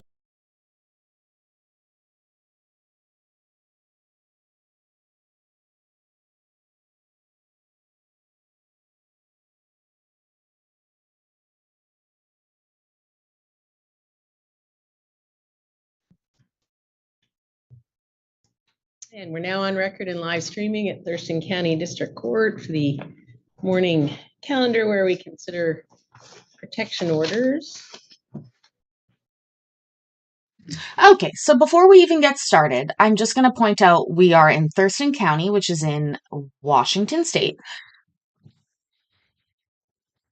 I know most channels skip over this part because this part is sort of boring, but to me, this is not boring. Do I have the rest of this? Kim, great question. What I've shown is what I've got. However, after I'm finished being live tonight, what I'm going to do is double check and make sure that we have watched it. I thought I honestly, I'm being totally, I'll give you everything we have. I will post it. I will give you everything I have. And I believe I downloaded everything, but they just said, if we recall, we have to set another hearing date. So we're going to be on the lookout for that. But Kim, I will always give you everything we have. I never hold anything back on purpose. So, can somebody put like hashtag email in the chat or exclamation mark email in the chat, and that will pop up my email. Shoot me an email. I will literally send you everything I have. There's no better way that I can do it. I can't post them direct on YouTube because YouTube Daddy is a bitch and he gets mad at me about that. So, but I'd be happy to send you what I have. I'm not a gatekeeper of court. Let's just put it that way. I will share. I'll give you everything I have. And if you go through it and you're like, shit, she didn't get it all. She missed this part. Girl, I would love you to tell me and we will fix that.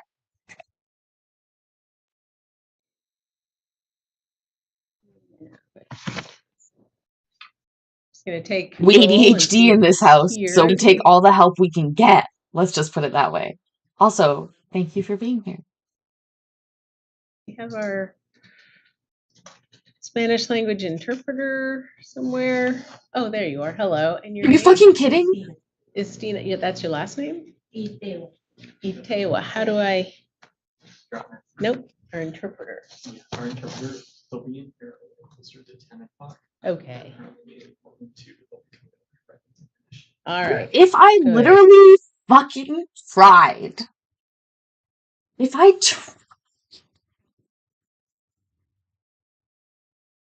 I could not get an interpreter case like this every day. Oh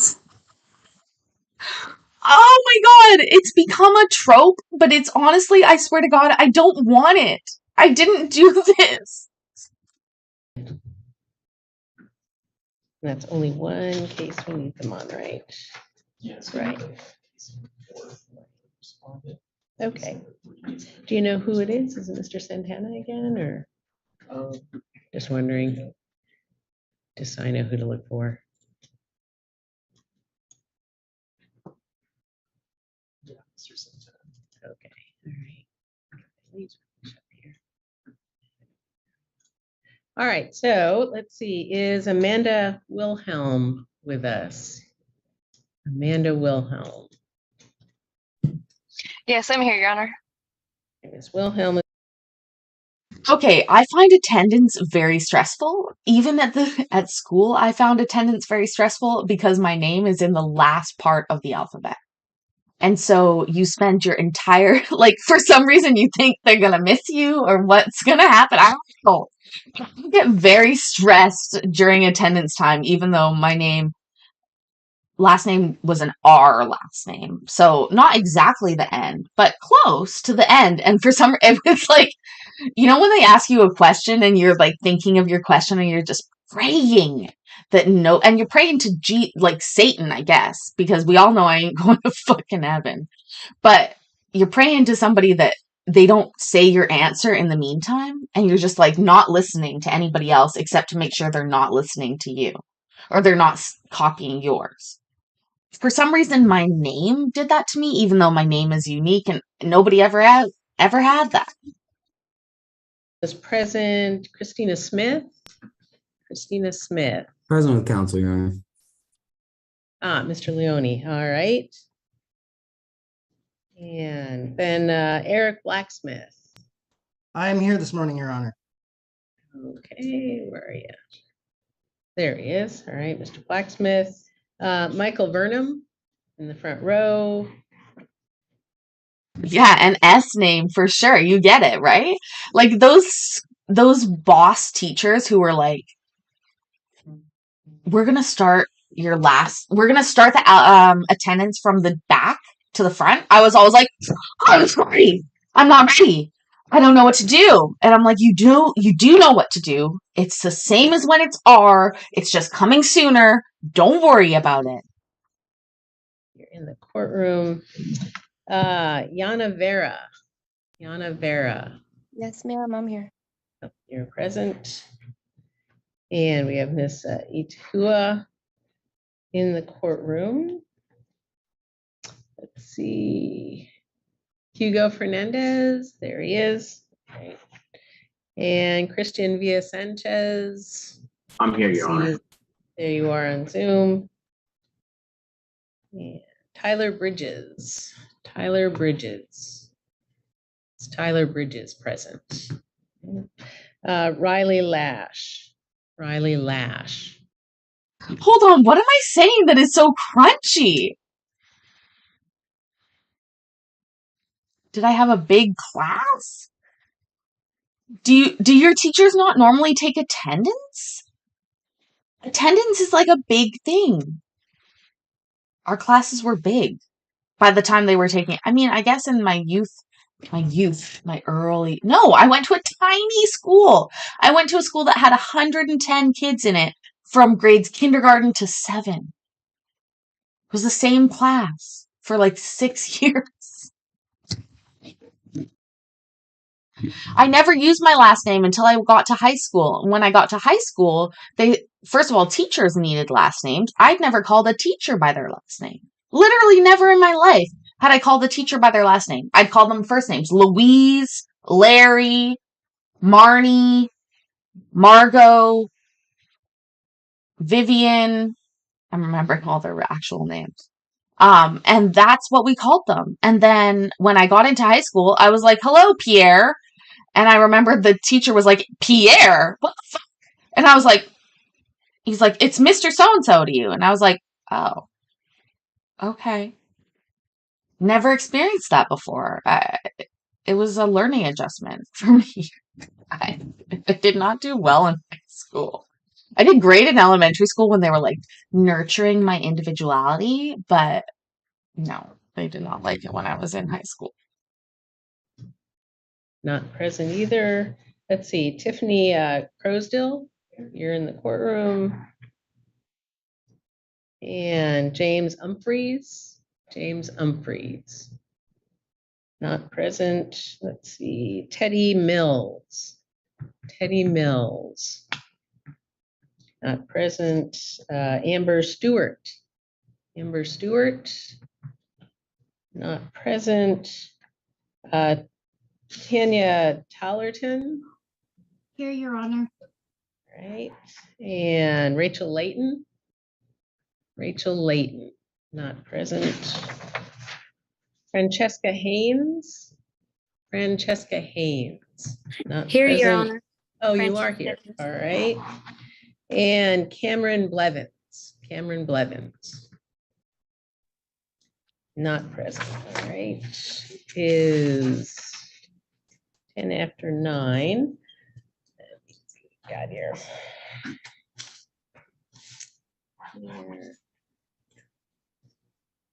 All right, Tyler Bridges. I'm going to take up 23,333. And either Tyler Bridges is present, Riley Lash. Let's see them present. And no contact with the court since October 9th. And any late breaking news? No one's in the waiting rooms, nothing like that. Late breaking news, my hair is looking pretty good right now, Judge, even though it's still soaking wet. All right. Let me just do one more call. And then Ms. Crosdill, Yes, ma'am. why don't you come on up to a table there and am I saying that right? Crosdale? Crosdale, yes. Crosdale. All right. So this is 23,334. And you can, there you go. And looks like you haven't had a chance to serve Mr. Humphreys notice of today's hearing, or have you? That was law enforcement was to do that, and I took the paperwork to them. That's such a cute response. Well, I mean, like, I was like supposed to get them served, but I hired somebody to do that in the law enforcement office. I don't know what happens if they didn't do it, Judge.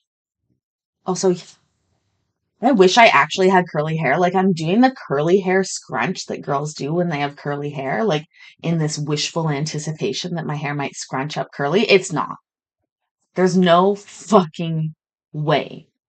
I've had hairdressers put my hair in curlers overnight with hair product, and they're like, why the fuck is it so straight? I don't get it. the same day, and so I haven't heard anything. Do you know which agency? Olympia Police Department. Did you contact them maybe Friday and find out what's going on, or do you want to contact them this morning and see? Yeah, I'll go Okay. down there because I have to pull the record for the harassment charges. Okay, so, all right, so because there isn't any proof of service here, all I can do is reset this matter and give you I kind another of figured that would opportunity. happen. Yes, ma'am. Okay, so that's what we'll do. We're looking at, that's not full, because we're setting things to.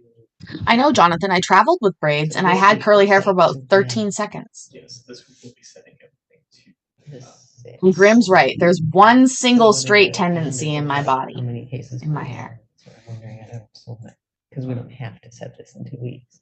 Yeah, so the 6th, I believe the 6th is pretty empty right now. Really? Other than that, I'm extremely bisexual. Okay, all right.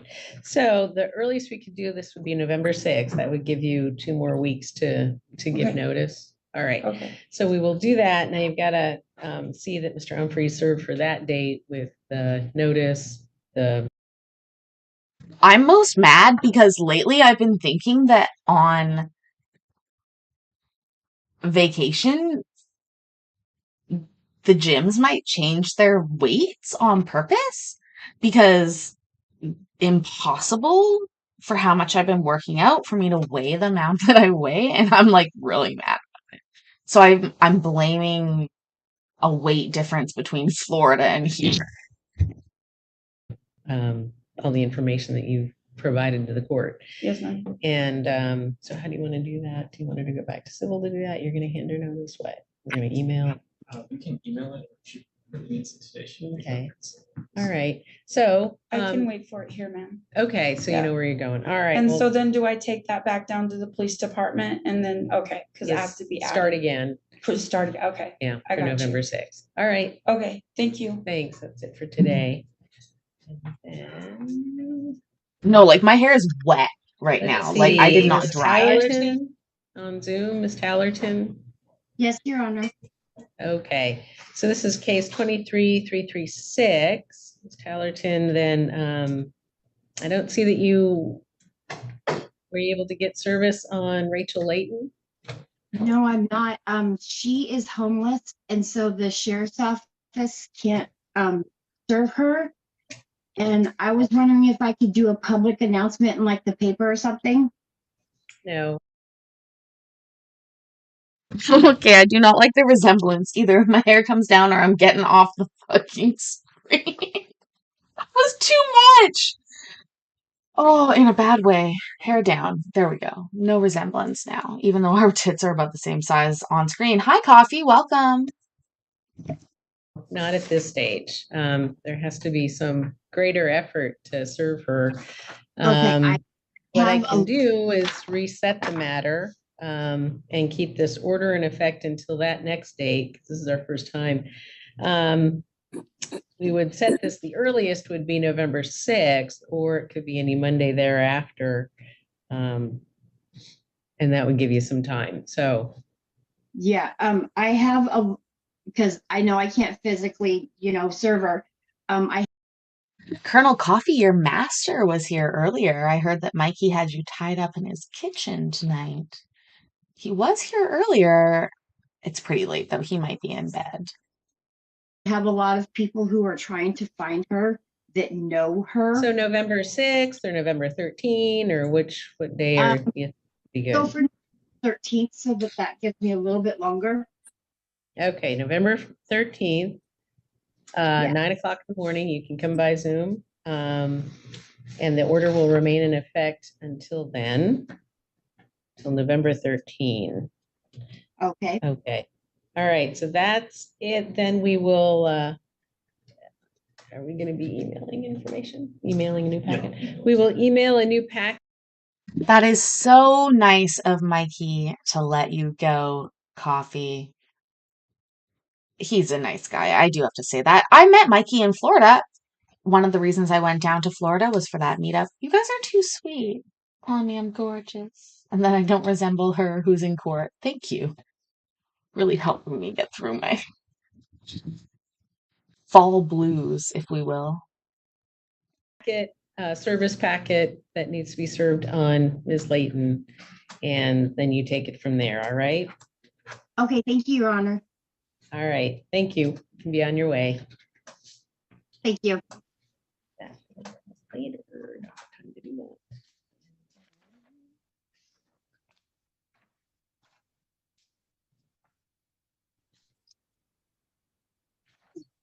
And Ms. Haynes, Francesca Haynes.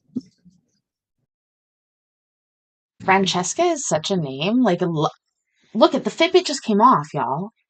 Like, again, Fitbit, I love you so much. Stay on my wrist. Don't give me a rash. Track all my doings. Like, it's so simple. I love you so much. Stop this. Why are we fighting? I don't want to fight with you anymore. I just want you to stay on there for years at a time like you have before. Just stop. Stop being like this. Yes, Your Honor. Okay. Here we are. And this is case 23338 against Mr. Blevins. So I haven't seen, were you able, there. You've heard correctly, Colonel Coffee. Yeah, I do. It is. We've just received notice of service. It's not in the court file. So I can see. Let me see. So it's not in the court file, but it's in the docket. That's been the problem. Just going to review that for a second here. Now, Ms. Haynes, you still work in Thurston County? Is that why we're doing this here, even though you're living in Tacoma and Mr. Blevins is in Gig Harbor? Yes, Your Honor. I work at a barber shop in Olympia, and he made. Okay, that's all I need to know. I'm not taking any testimony. I'm just trying to look for the service documents that were, it was Friday that we got them. Sure. Jonathan. Yeah, I don't blush often. But I do blush sometimes. This might not be what you think it's for. Sure.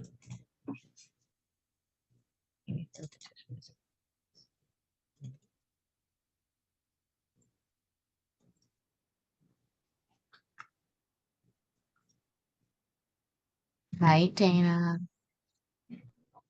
No, you can just, can you put it in the court file easily enough?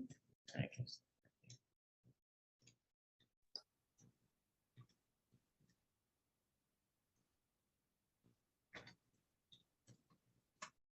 Does Fitbit track fun bed activities? Of course Fitbit tracks fun bed activities. Not only does it track fun bed activities via your heart rate and your temperature, your skin temperature, but if you're not quite at the point of fun bedroom activities, it will also track on the dance floor. I've definitely used that as a pickup move and been like, hey, dance with me. Let's see how high my heart rate can get. Yeah, that's fun.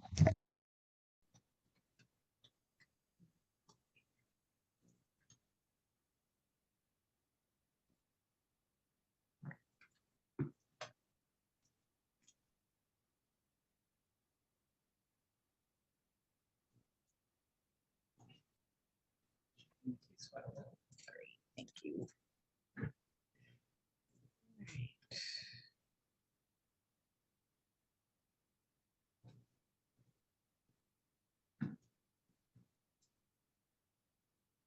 So electronic service, I need personal service, and that's what's favored by the court, and there hasn't been. So that's what I'm seeing, whoever this was, peace officer in Tacoma, Dennis Conkle, presuming maybe city of Tacoma, Pierce County Sheriff. And so I don't find that service has been perfected. Personal service is what has to happen. And I don't know why they chose to do that. But what I can do is reset this for you to give an opportunity to do personal service on Mr. Blevins of the next hearing date.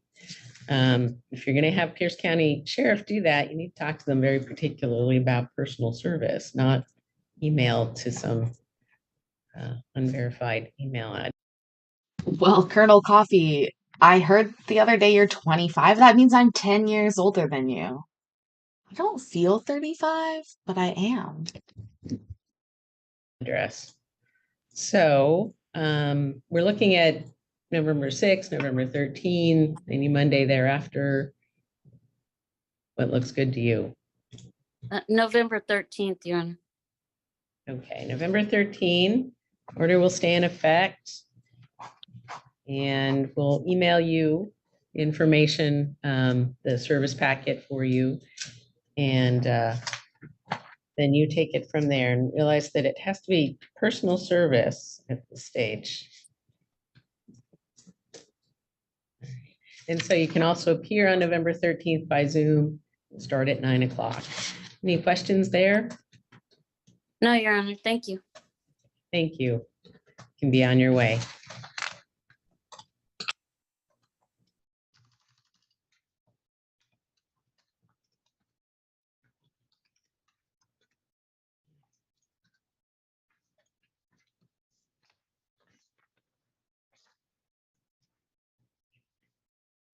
And Tyler Bridges, has Tyler Bridges appeared?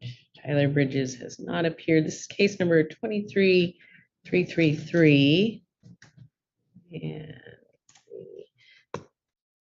And so on that matter, no contact with the court since October 9th when we set this hearing. Flash is not present, so that matter is dismissed.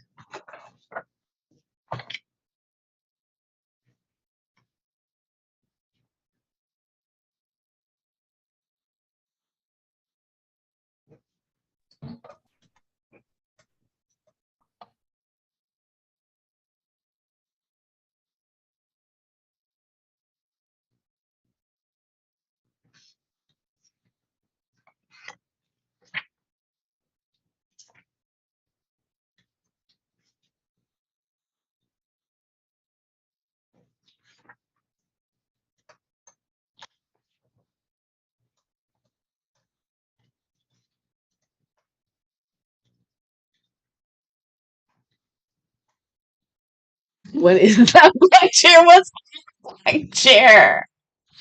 Oh my God. No, you would not want to be involved with me if you're in it for the death money, Colonel Coffee. I'm more of like the fun lady. I don't know what to call. I don't know. A fun lady? What the fuck?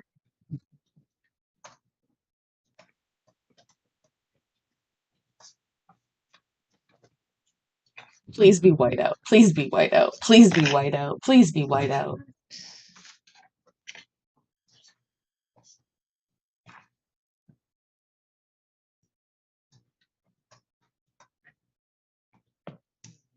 Teddy Mills, is Teddy Mills present? Teddy Mills still not present. Amber Stewart, still not present. This is case 23335. Neither parties present.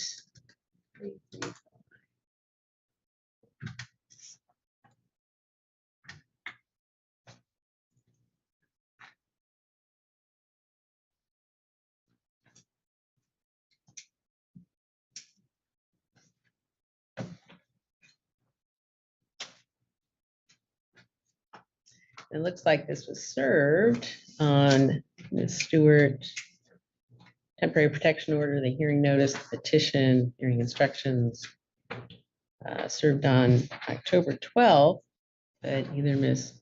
Mills nor Ms. Stewart are present at 9:25. Nothing in the court file, nobody's in a waiting room, right? Okay, so I already have this. Yeah, thanks. All right, well, 23335, neither party has appeared. Petitioner, no respondent. So this temporary restraining order is dismissed.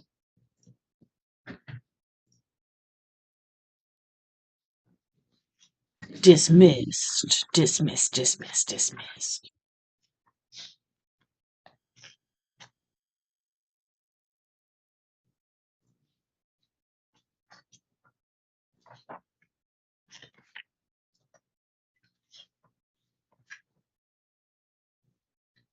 Ew, he said it for me.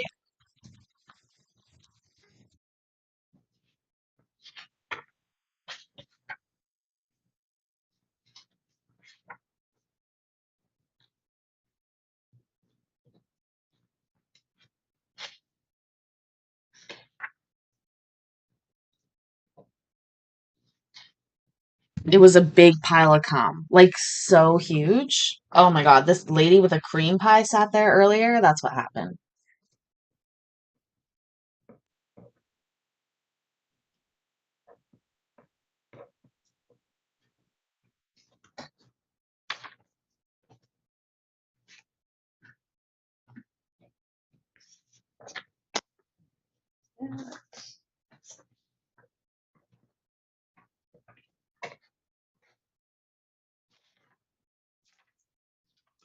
Okay, so that leaves us with 4 hearings. So Ms. Wilhelm, you are online on Zoom. And Ms. Smith as well with your attorney, Mr. Leone. And let me, before I Zoom, start zoom, that, zoom. we have someone here, can we find Nisqually? Who is that? I'm not sure. I just messaged No. I'm rolling a So in the joint. Nisqually jail facility, if they could unmute and let us know who is here. Jose And your Bar, name? Jose Bar Pardon? Moreno. Colonel Coffee, you haven't been here long enough to hear yet, but I was born in Scotland. And when you hear my first name, which I don't know that you've heard yet, you'll laugh like Americans don't. Americans are like, oh my God, that's a pretty name. Wow. But Scottish people hear my name and they go, ah. Mr. Vernon, you said? No, Jose Bar Moreno. We're in courtroom 3. You sure you're in the right courtroom for district court, Thurston County No, I District never got Court? an email back, Judge. Okay, so maybe you can give me a cause number? Half a second, I can. And maybe you can help me spell the last name of your client? Ibarra. Barra, Barra. Yep. Okay. Can you look in courtroom 1? I bet he's expected there. Yeah. We're gonna check the roster in courtroom 1. I bet you're just in the wrong courtroom. 3A0601741.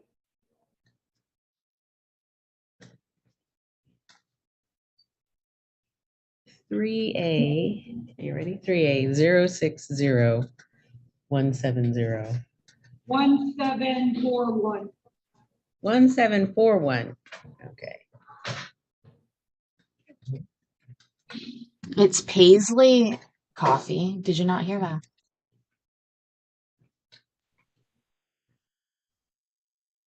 We're trying to figure out who someone is first. Is that not working? 3A. Okay. Did we find this one? Why don't you just go into courtroom 1? Can you do that? Yeah. I see. Look at you. You're laughing. You're laughing because it's funny in Scotland, but it's nice in the whole rest of the world. Everybody else thinks it's lovely. But every Scottish person I've met has had exactly that reaction. I can do that in jail. I'm thinking this volume.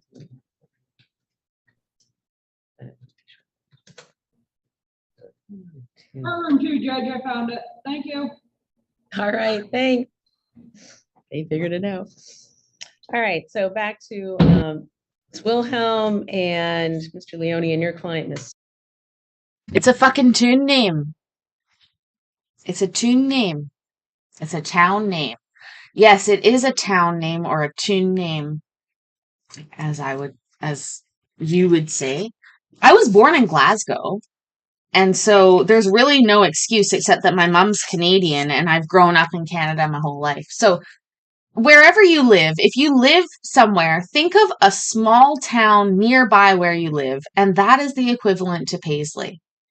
It is like if you lived in Orlando and you named your kid Kissimmee, or if you lived in Chicago and you named your kid Naperville, or where I live, if you live in Victoria and you named your kid Nanaimo. It's weird. That's the best I can describe it. Who is manifesting live chases for Mikey at the moment? I think he's sleeping. I think he's sleep gambling. That's the only thing I can figure out. You live near Aberdeen, I see. Smith. So we're here on case number 23193. And it looks like everyone's been served as we were here just previously on October 2nd. Let me get my documents up here before we get going.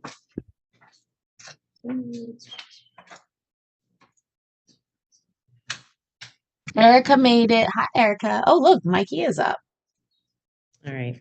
So Ms. Wilhelm, can you unmute and give us a visual? Yes. All right. So I'm going to put everybody under oath here. So Ms. Wilhelm, raise your right hand if you would. Swear to tell the truth, the whole truth, and nothing but the truth. I do. All right. And then Ms. Smith, you'd raise your right hand with me. Ms. Smith, do you swear to tell the truth, the whole truth, and nothing but the truth? Yes, ma'am. All right. So this is a temporary restraining.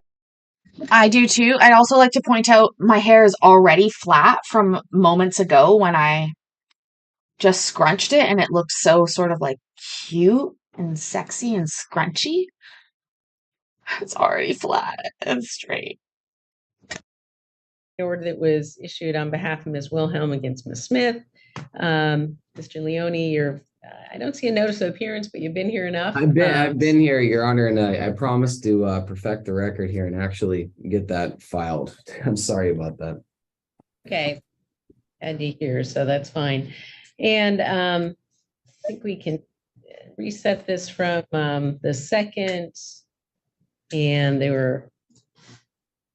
I've had a chance to look at everything that's been filed at least since October 12th. And not since, not since Wednesday, Thursday, or Friday, too much. So, Ms. Wilhelm, are you prepared to go forward today? Yes.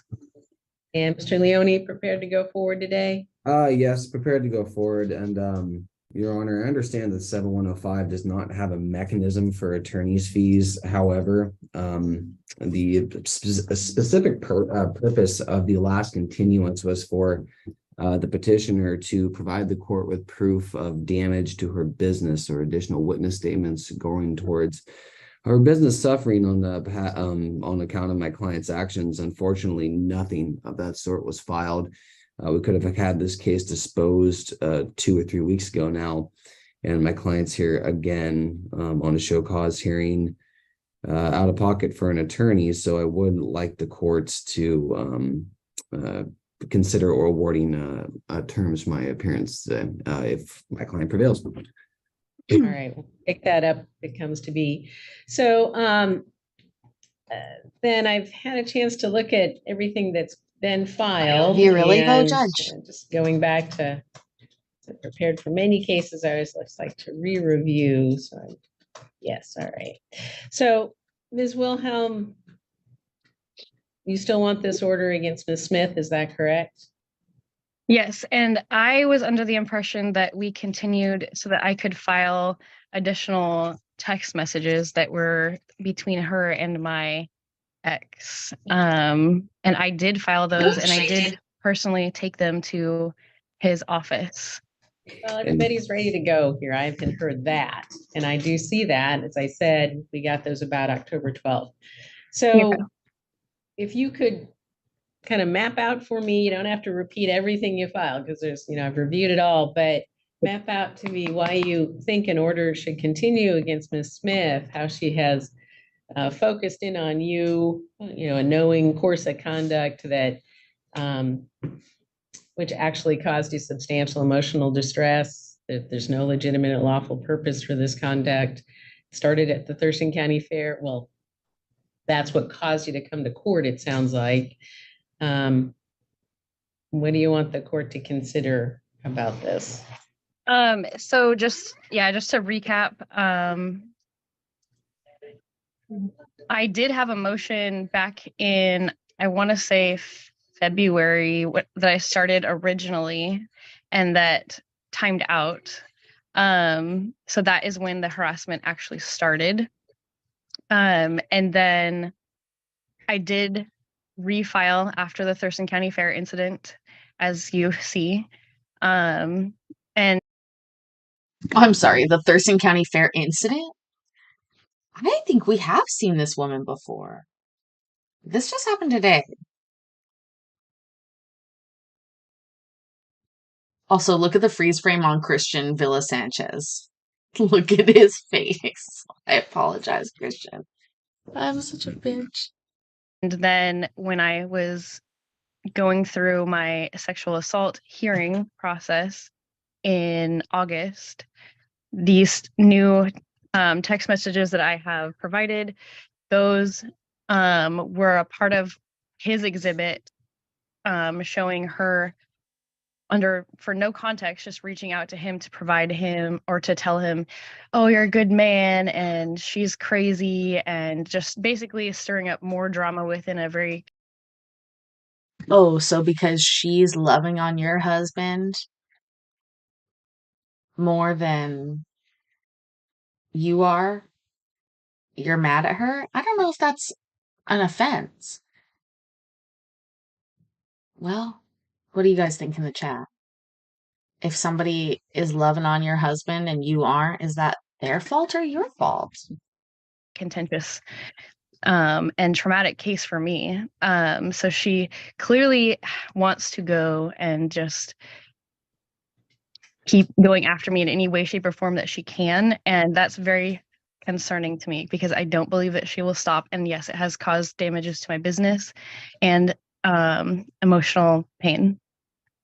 So can you tell me about your business and what damage in particular has been caused? So we definitely, I didn't want to go into it if you didn't remember, or if you remembered from our last hearing. I know you have many. So she, so I produce comedy shows. I produce comedy shows. Yeah, you said you lost some contract. She produces comedy. Wait, did we watch this? Oh God. Sure. Somebody's gonna find her comedy. And so I lost 2 venues that usually. How many? 2 bookings? 2 venues that do a monthly show. Okay, and so 2 venues won't rebook you, and you would anticipate, had you worked with them before? Yes, I had worked with them for over a year, I believe, at that point. Okay, and so you say they do 2 shows a month there? It's 2 different venues that each do 1 show per month. So 2 shows, but different venues, yeah. And both of these venues you've worked with for about a year? Correct. Okay, and then how often had you presented at either of these venues in that last year? Monthly. All right, so 12 times about, or almost 12 times? Approximately. I'd have to look back at exact dates for when I started booking with them, but it's about a year. Okay, so monthly at both. So you expected how much money out of these if they hadn't canceled? Generally I make about $500 on a show on average, and that's always give or take depending on what? What the fuck kind of show are you doing that you make $500 on average? I would like to know, ma'am. Okay, I know strippers that don't make that much. How long's your show? Ticket sales, but it averages out to about that usually. Okay, so you expected about $1,000 a month from these venues. Correct. Fair? Okay. And why is it that you say Ms. Smith is responsible for losing those venues? She, with the things that she was posting online and telling people and trying to make it sound like I was this just bad person, basically. They said that they didn't want to be tied to my business and they did not want that representative of their business. Oh, please note, I love strip clubs. I love going to strip clubs, whorehouses, all the great places of debauchery. Please note that. Jonathan, you never been to a strip club? That's must be remedied. This lady is not doing strip clubs. She's got some other grift going that I would like to hear about. I just want to know what her grift is. Or a show at their business. All right, and they is the venues. Yes, the owners of the venues. Do you have anything corroborating that conversation or that statement from them? No, it was in person. Okay. All the best experiences are in person, even if you start online. Managing to be in person together is chef's kiss. And when did that happen, you think? About when? It happened the same weekend that the Thurston County Fairgrounds incident happened. Because I had a show at their Olympia location that same weekend as well. Okay. So in June, you were told from both venues personally that they didn't want you back because they'd been reading things about you online concerning Yes. Miss Smith. What I wish people were writing about me.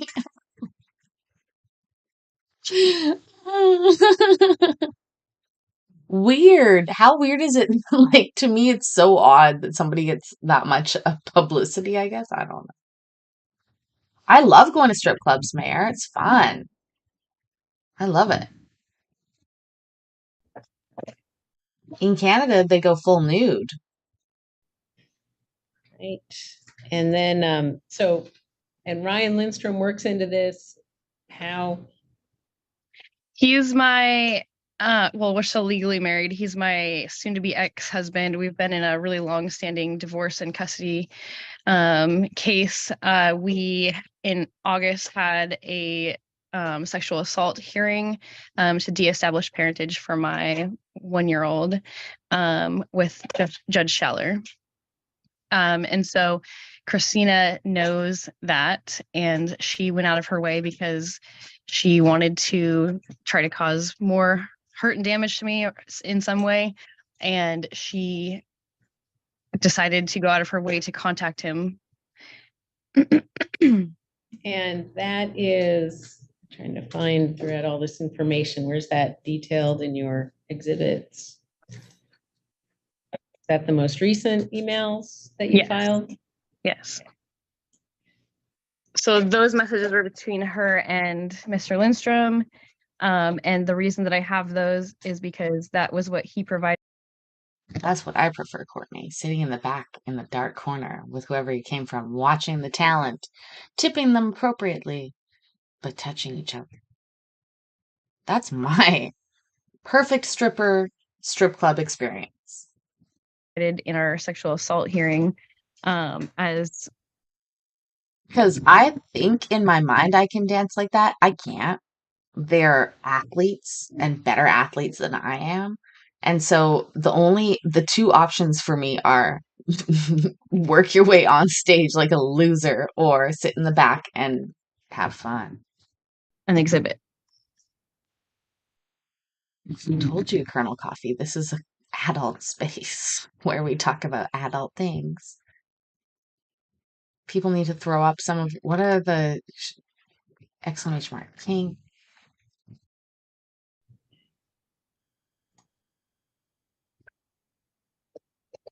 And all right, so this contact then, all right, so how long has this divorce proceeding been going on? With Mr. Lindstrom, almost 5 years. Okay, so it's a parentage issues and others. All right. And Yes. then to your understanding, when did Miss Smith get involved in this in such a way that you didn't want? The very first time that she started tagging me and posting me in derogatory comments on Okay, first of all, that's fucking bold.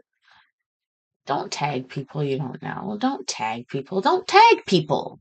Facebook posts is when it very first started of what I did not want. Or 5 years ago? I'm sorry, what? Oh, February, yes, correct. Sorry, February, did you say? I believe so. I don't have the Also, it is spending a lot of money at a strip club by yourself. Tag me all you want. Actually, here's the thing.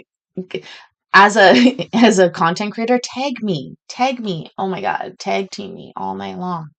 No, but seriously. But the problem that we have is unknown woman to unknown woman tagging each other. That's weird. Like, that's just weird.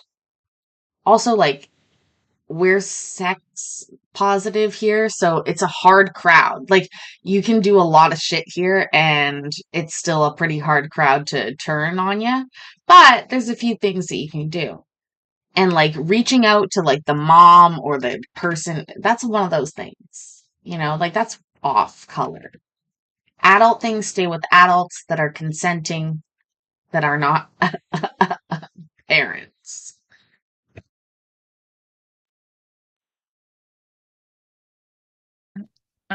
original filing in front of me. All right.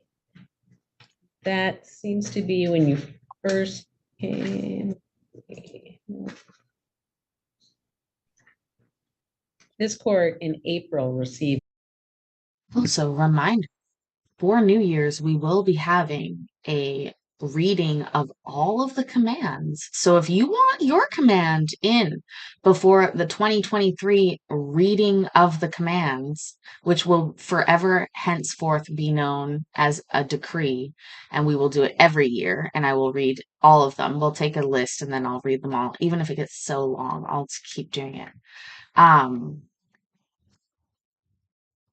Get your command in, and it will be read at the end of the year ceremony this year. An initial filing, and I'm just looking at a doc that was a temporary order was not issued at that point. So that was around April. So, all right. We're not mobbing against anybody. We're mobbing together for fun. Just for fun. We're mobbing against me, I guess. I don't know. If you guys want to make it hard for me, make there a lot of commands to be read and make them super dirty and disgusting and debaucherous. All the more fun.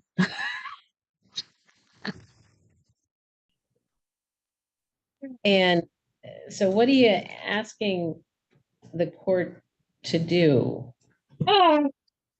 I just would like an actual anti-harassment order that is actually in effect, because I don't believe that she will stop unless she is told to.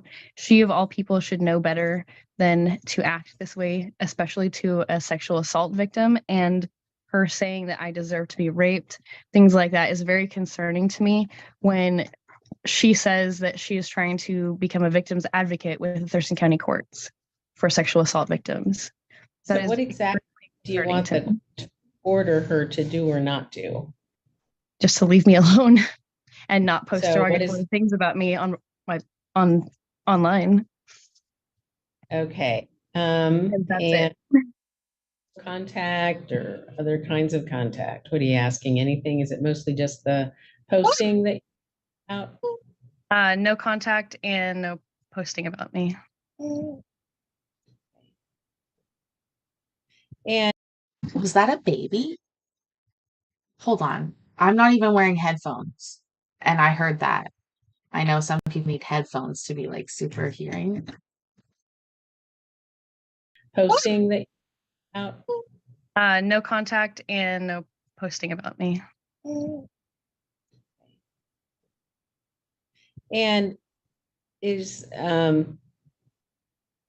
your understanding then in this divorce proceeding, her role, does she have a role dictated by the court in that?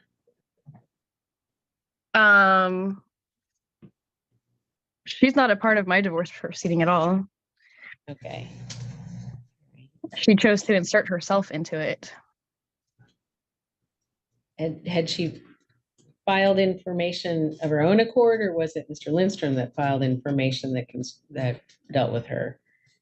No, Mr. Lindstrom filed it. She did not file it, anything that I'm aware of. All right. Just looking through some of this information again, see if I have any further questions.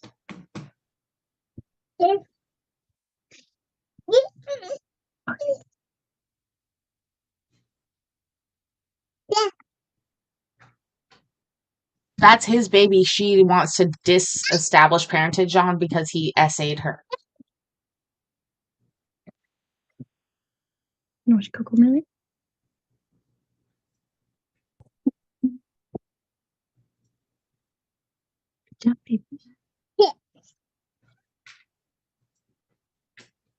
So maybe you can detail more of what happened that caused you to come to court, Thurston County Fair. What was it that caused you to come to court then? She showed up at I was working an event for a music festival that I was a co-producer on, and she showed up and was causing a scene. I didn't witness it. One of the other people working there came and grabbed me and took me into a back room saying that some person was looking for me and seemed very threatening and was yelling and causing a scene basically. So you're not, like, you heard through others what happened. Yes. Okay. And how did that resolve that day? They asked me a bunch of questions. We were really busy running the show, but then towards the end of it, they eventually, I think it was the next day, they asked me to not come back because it was the things that had occurred were causing it drama and a disturbance with what was going on.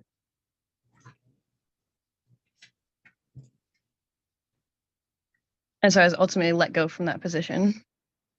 And so I think maybe, I'm guessing it's your handwriting, April 13th, 2022, I guess there's handwriting on the Olympia Lacey Parents Group. And so is there anyone who can assist Amanda Wilhelm with her legal and personal affairs? Please message her directly. My husband needs to focus on caring for his own children.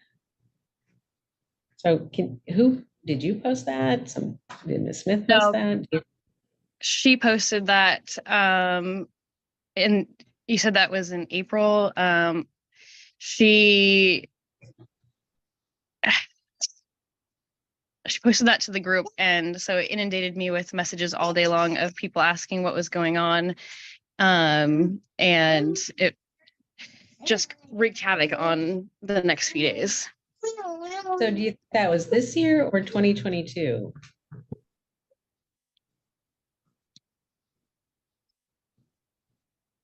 And I don't know if this is writing or not, but it says April 13th, and then it looks like 2022.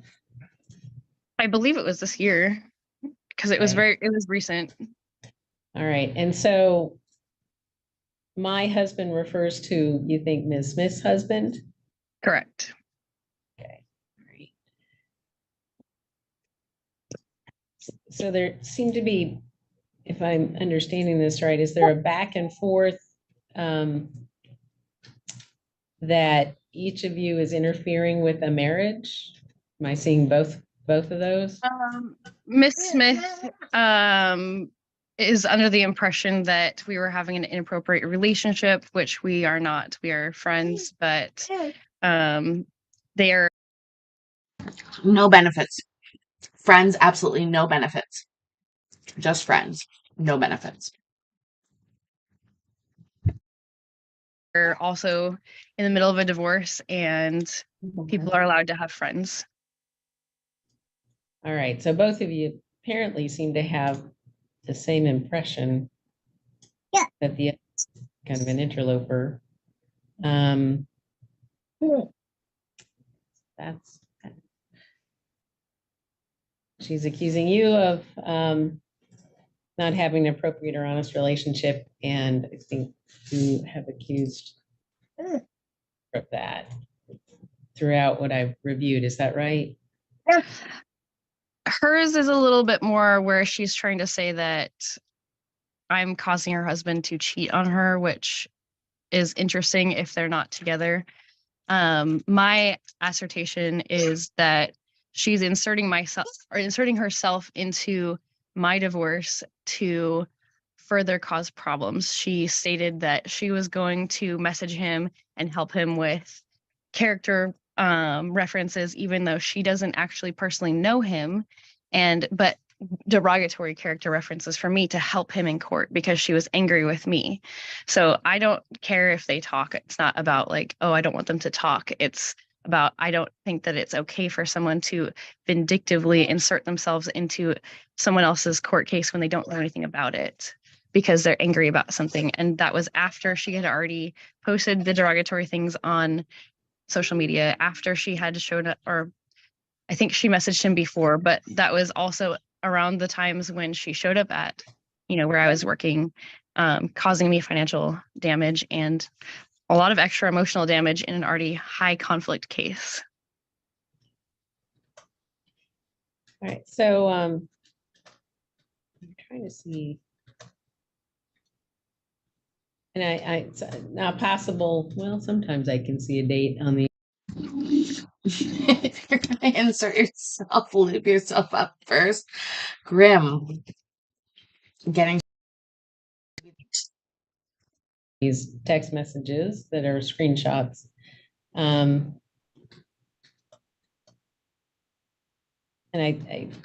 so I'm looking at around February 23rd. It's hard to kind of pin this down, but it says at the top with a picture that I can't divine if that's you, Amanda Wilhelm, with a statement below it in a text, please stop your relationship with my husband. This is a repeat. It's highly concerning, not appreciated for my children's lives and my own. And then there's a sister wives picture. So you're having an affair with my husband, spending time with my child secretly, and you feel that's an okay thing. I think that's a response. No, I'm not. If you're laugh out, LOL, I presume is laugh out loud. So there's this back and forth sometime in, I'm guessing it's February simply because there's some indication in this screenshot that it might be around then. Yes. And then, all right, and so that, and so this kind of back and forth, and when did you think that stopped happening? Those messages continue with her just going on and on and on and on about her husband having past affairs with other people. I again stated that we are friends. I'm not doing anything wrong. And I also stated that I needed her to leave me alone. I didn't have time for this dialogue. And that if she did not leave me alone, I would file anti-harassment motions. When did you tell her that? And that was after that. That is during that same conversation that you just brought up. And then after that, she did not leave me alone. Okay, so February of 2023, you said that to her? Correct. Okay, and then after February, did you engage in a back and forth at all when she would try to contact you? No, I did not. Okay, so you didn't, did you, when you would receive this information either on Facebook, see it on Facebook, or you didn't receive any further texts after February? No, she did not text me or message me anymore, but she did go out of her way to do those other things. And I never said anything more to her. I just filed my first motion. Okay, so the texts, I'm presuming, are these that you filed with the court? Those go back to February, just the recent ones from that you filed just last week or so? I believe those are from about that time also, because she moved from messaging me to messaging him about saying that she wanted to help him with declarations for our case. Okay, and so this is, you discovered these when you were in a Superior Court hearing about the divorce and kids, all of that. Okay. Correct. So you haven't gotten any text from Ms. Smith since about February. And then when was the last time that you were reviewing information on any social media from her about you? I believe that is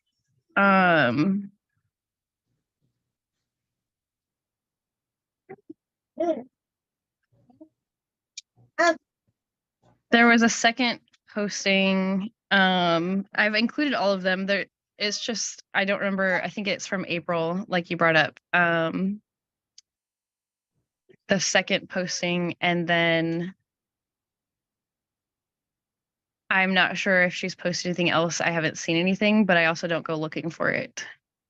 Okay, so the last you saw. But I haven't been notified of anything else. Okay, so the last you saw was around April. Mm-hmm. But you're not looking for it. Okay. Any other questions? Yeah, way to go, Amanda. Thanks. And then since April, you discovered, what did you discover since April, if anything, outside? So when you were in your Superior Court hearing about the divorce proceedings and the parenting and so forth, that was since April, and that's when you discovered some of the filings in opposition. Is that all right? Correct, yes. And that was about this summer, or Our did you discover all hearing, that? where this exhibit was contained was in the end of August.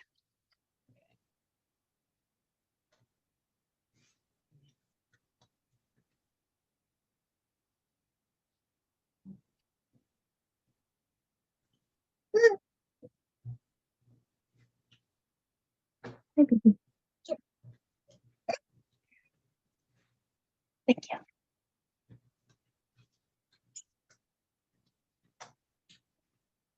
Thank you. Good job.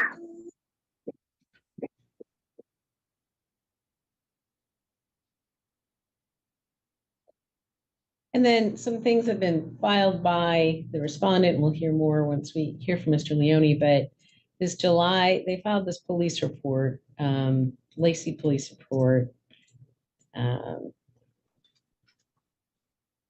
And the impression of the officer on July 23rd that Ms. Smith's husband or ex, Travis, calling because he was concerned about you, he was believing that he received texts from you saying, "Help me, find me, I've been held all day." Can you shed any light on all this? Yes, so we've already covered this in my divorce case too, because it was filed with that. That was an unfortunate, I mean, some of those were typos, and then also I hadn't responded to a lot of his messages from prior messages since I was really busy that weekend. Some of them were in response to other things. The help me was I was doing a construction project with some friends, and I had hit my leg with a sledgehammer. It was just an unfortunate like how they went through, because I didn't have good cell phone service where I was at. I was out in the Yelm Graham area, and so they kind of went out of order. We have already talked about this, and we talked with law enforcement about it and cleared it all up. So there is the report, but it wasn't like it got dramatized to be something different than it really was.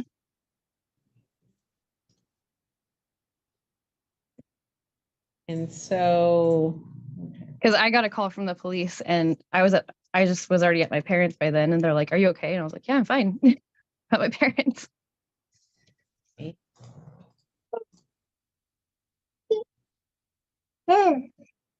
it's Candy there.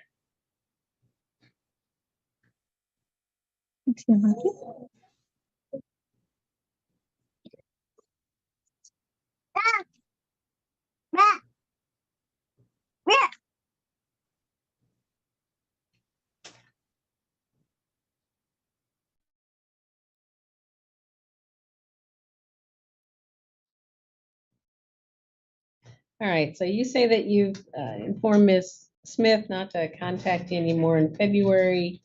The last social media contact you remember, though you haven't been looking for them, but it was in April. You've Correct. been damaged to about $1,000 a month from two venues who you say they didn't want you there because of things they saw on social media about you from Ms. Smith. And Yeah. that Ms. Smith has intruded into these long divorce proceedings. All right, and so you want an anti-harassment order that tells her not to post anything online and not to contact you in any way. Correct. Okay, all right, well, let me turn to Mr. Leone on behalf of Ms. Smith. Mr. Leone, I've got a long response here from your client, and I've had a chance to review that, but I want to turn to you as to the response. I do have some cross-examination questions if the courts will allow me to ask Ms. Wilhelm. Okay, go ahead. And can Your Honor allow me to share my screen? Oh, 1 second. Maybe I can. Yeah, no, I can't. Nope, we're not able to do that. So I'll just look at what you're. Okay, that's fine. So on to Ms. Wilhelm, good morning. Do you have a copy of my client's exhibit in front of you? Her declaration and accompanying exhibits. No. When was that sent over? Some time ago.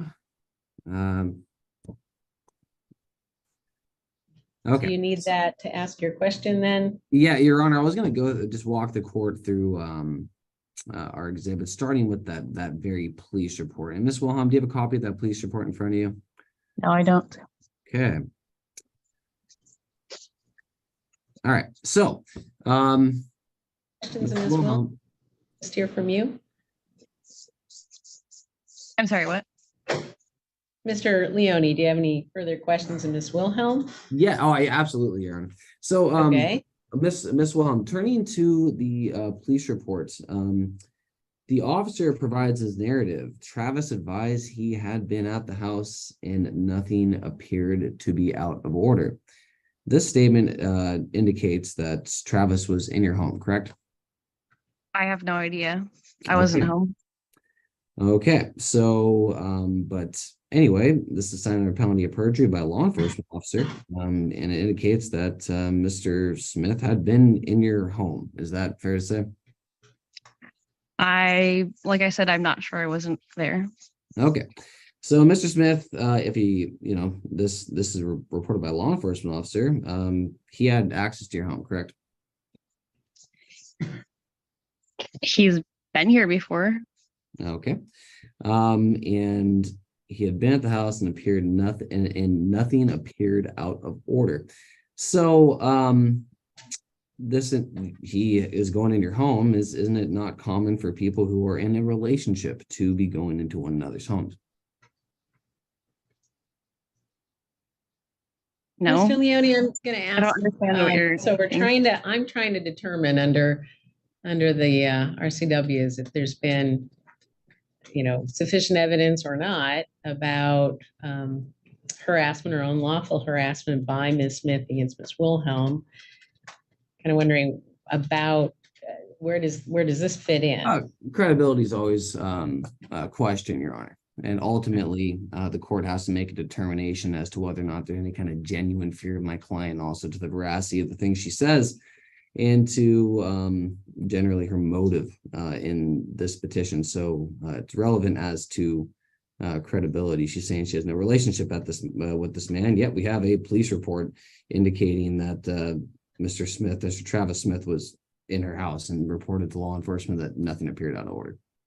Okay, maybe, all right, so we've got the police report, maybe ask that question of Ms. Wilhelm, if you want to know what the relationship is. Then Ms. Wilhelm, what is the relationship if it's not a relationship where Mr. Smith has access to your home even when you're not there? So several of my friends do have access to my home. They are people who I trust, and my door has a code on it, so it's not a key. I don't mind with friends having access to my home. A lot of times there's things that I need them to pick up, or I may need them to drop something off, or whatever it may be. I don't find this out of the ordinary. Mr. Smith and I started talking maybe, I'm not sure, a year or so ago, because he was extremely suicidal, and he knew that I was going through a lot of relationship issues as well.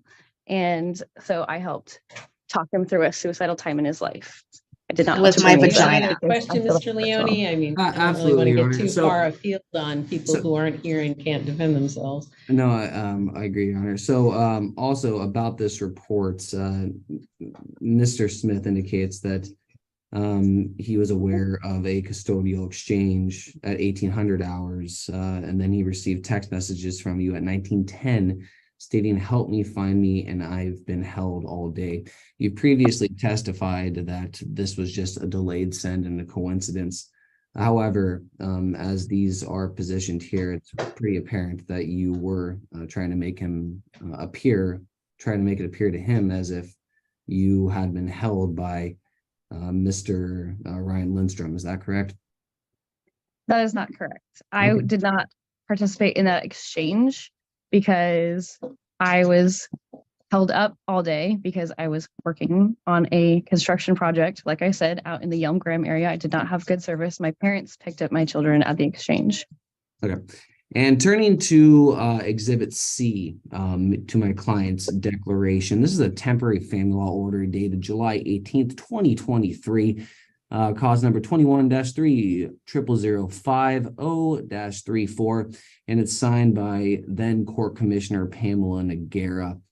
This is your case with Mr. Lindstrom. Are you familiar with this order, ma'am? Yes. Okay. The court made a specific finding about you.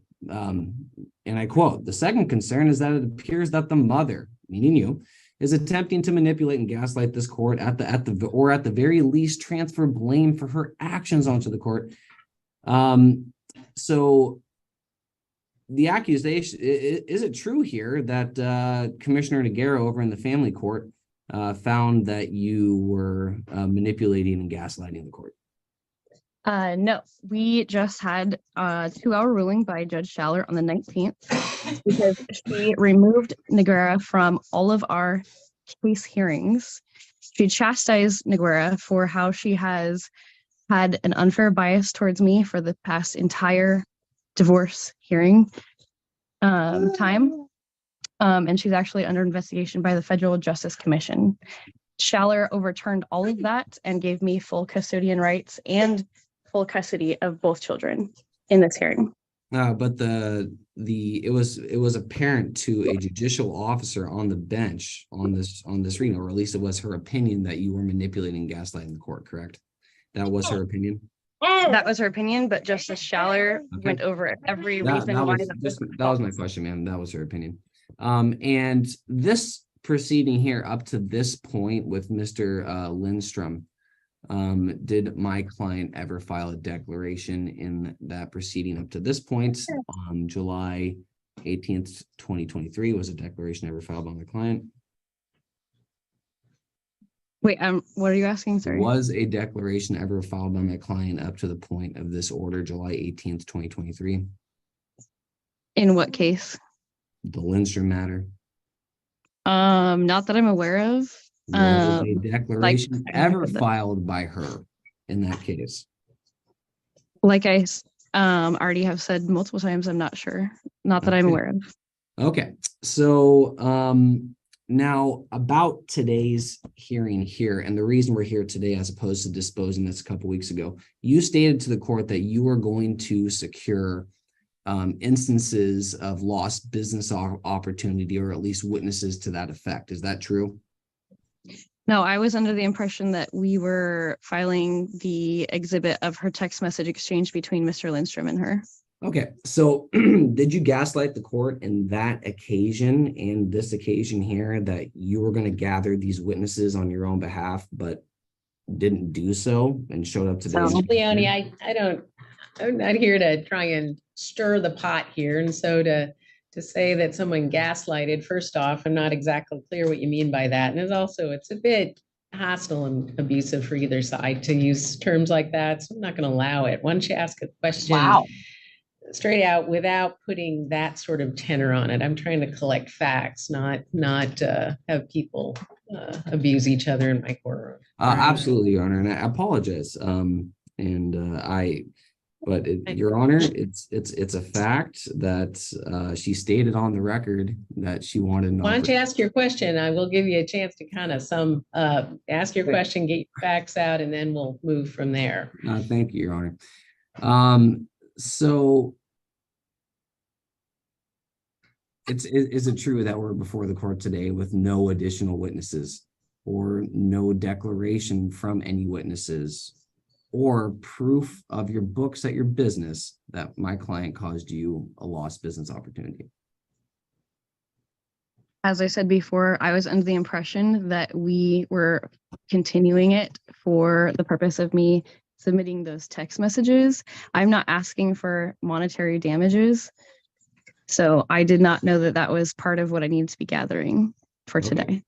But yet you're making that claim about my client, and it's only based on your word. Is that fair to say? Based on what? Your word? Yes. Okay. I'm just stating how her actions affected me. Okay, so turning to Exhibit D to my client's declaration, also those same text messages that you filed. To my client saying, please stop your relationship with my husband. This is a repeat for him. It's highly concerning and not appreciated for my children's lives of my own. To which you reply with the GIF sister wives. Is that fair to say? Yes. Okay, so you were poking at my client by, or just trying to disturb my client by filing or by responding with that GIF. Is that fair to say? I was not poking at her to try to disturb her, but to be fair, I run comedy shows, so a lot of things that I say are sarcastic or trying to be funny. Okay. Because I felt that her accusation was ridiculous just off the bat, because they were separated, and also not to mention that I wasn't having an inappropriate relationship with her husband. Okay, and in the thread of this conversation, my client, did she ever use any profanity?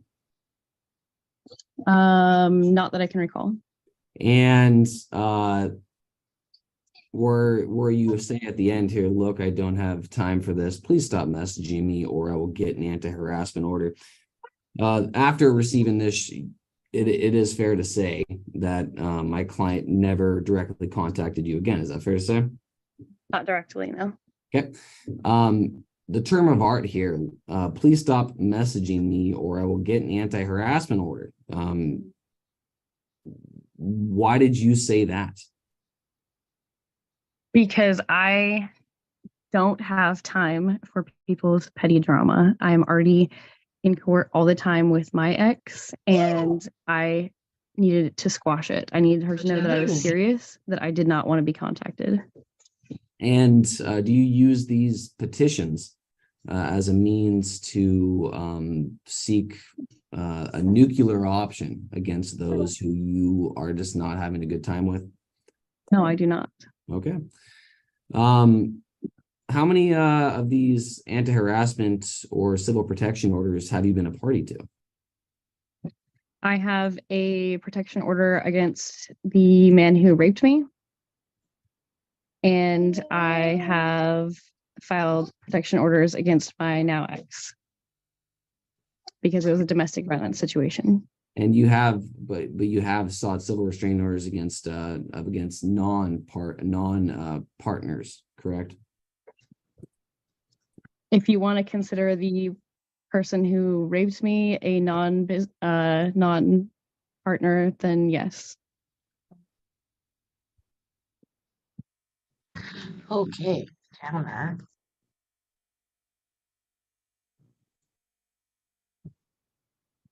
So,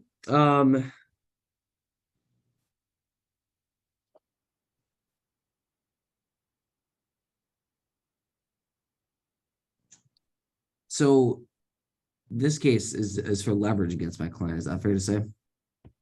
It's what against your client? For leverage against my client? Can you accuse For them? leverage? Yes. Or what would the leverage angle be Uh, in your assumption? to have some order saying that you won a rather insignificant conflict with my client. Is that fair to say? This is not for leverage. This is so that she will leave me alone because I know that she will not stop if she's not able to. And despite having claiming to be in fear for my client allegedly showing up at the fairgrounds during a business event that you had, why have you offered no witness in support of what happened that day? I didn't know that I needed to.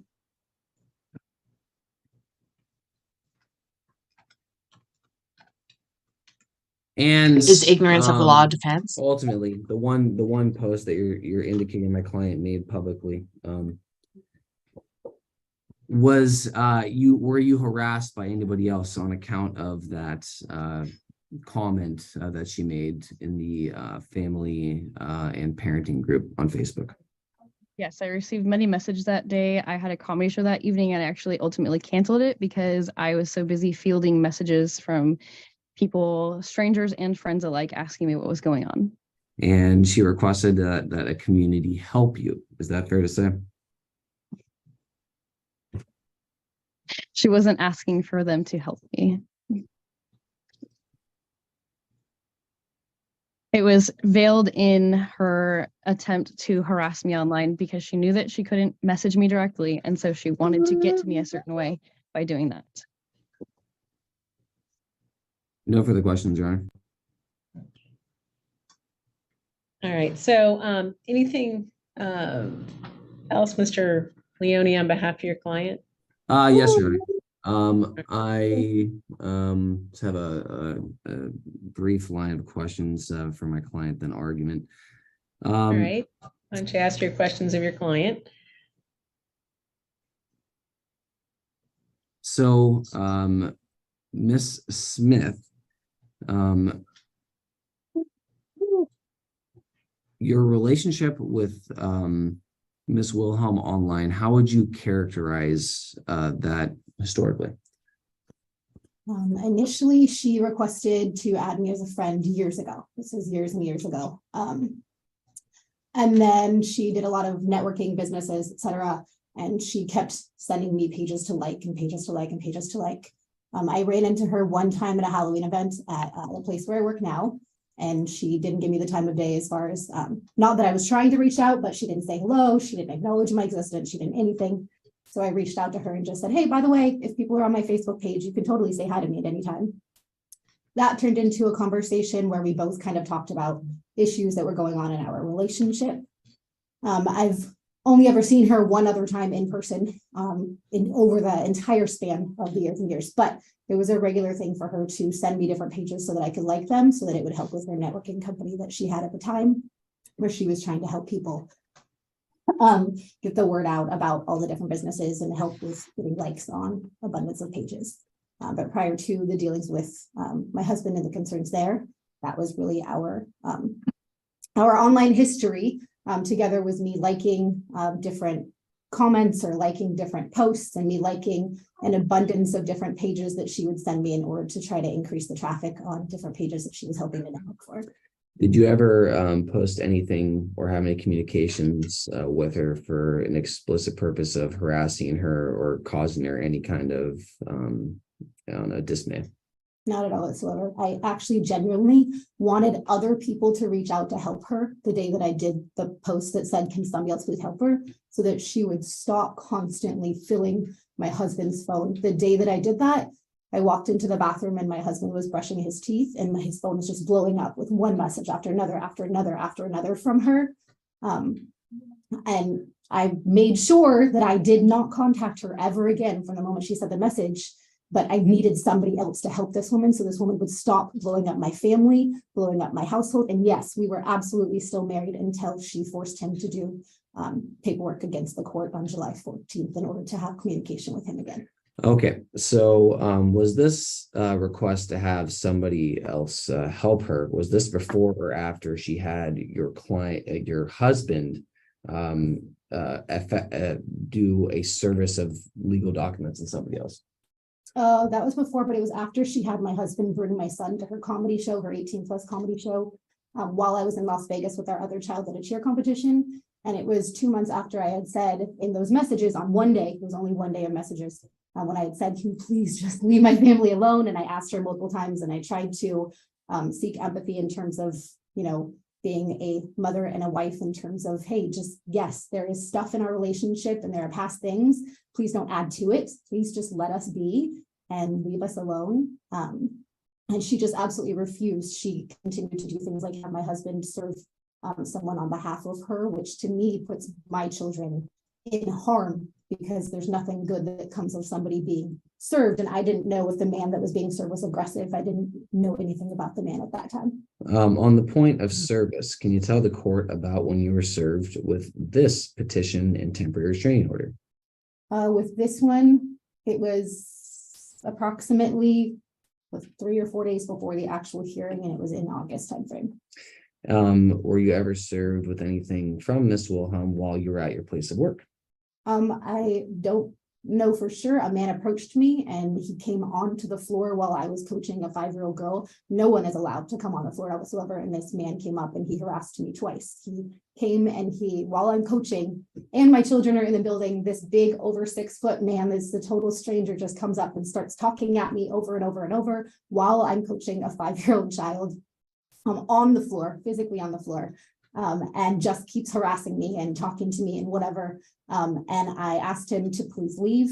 And then he came back around, asked multiple of my. So can we move this forward? This isn't about that person, Mr. Leone, but I think I'm getting your point that you're saying. Man to harass me. Mr. Leone, if you could kind And of Your direct Honor, your client a little bit. the nexus is using a process server to harass my client at her place of work. He was extremely intimidating, this large stature of a 6 foot man. Which it's certainly relevant in the Well, do you have another question? I think I've gotten the point there without going too far afield on birdwalk here.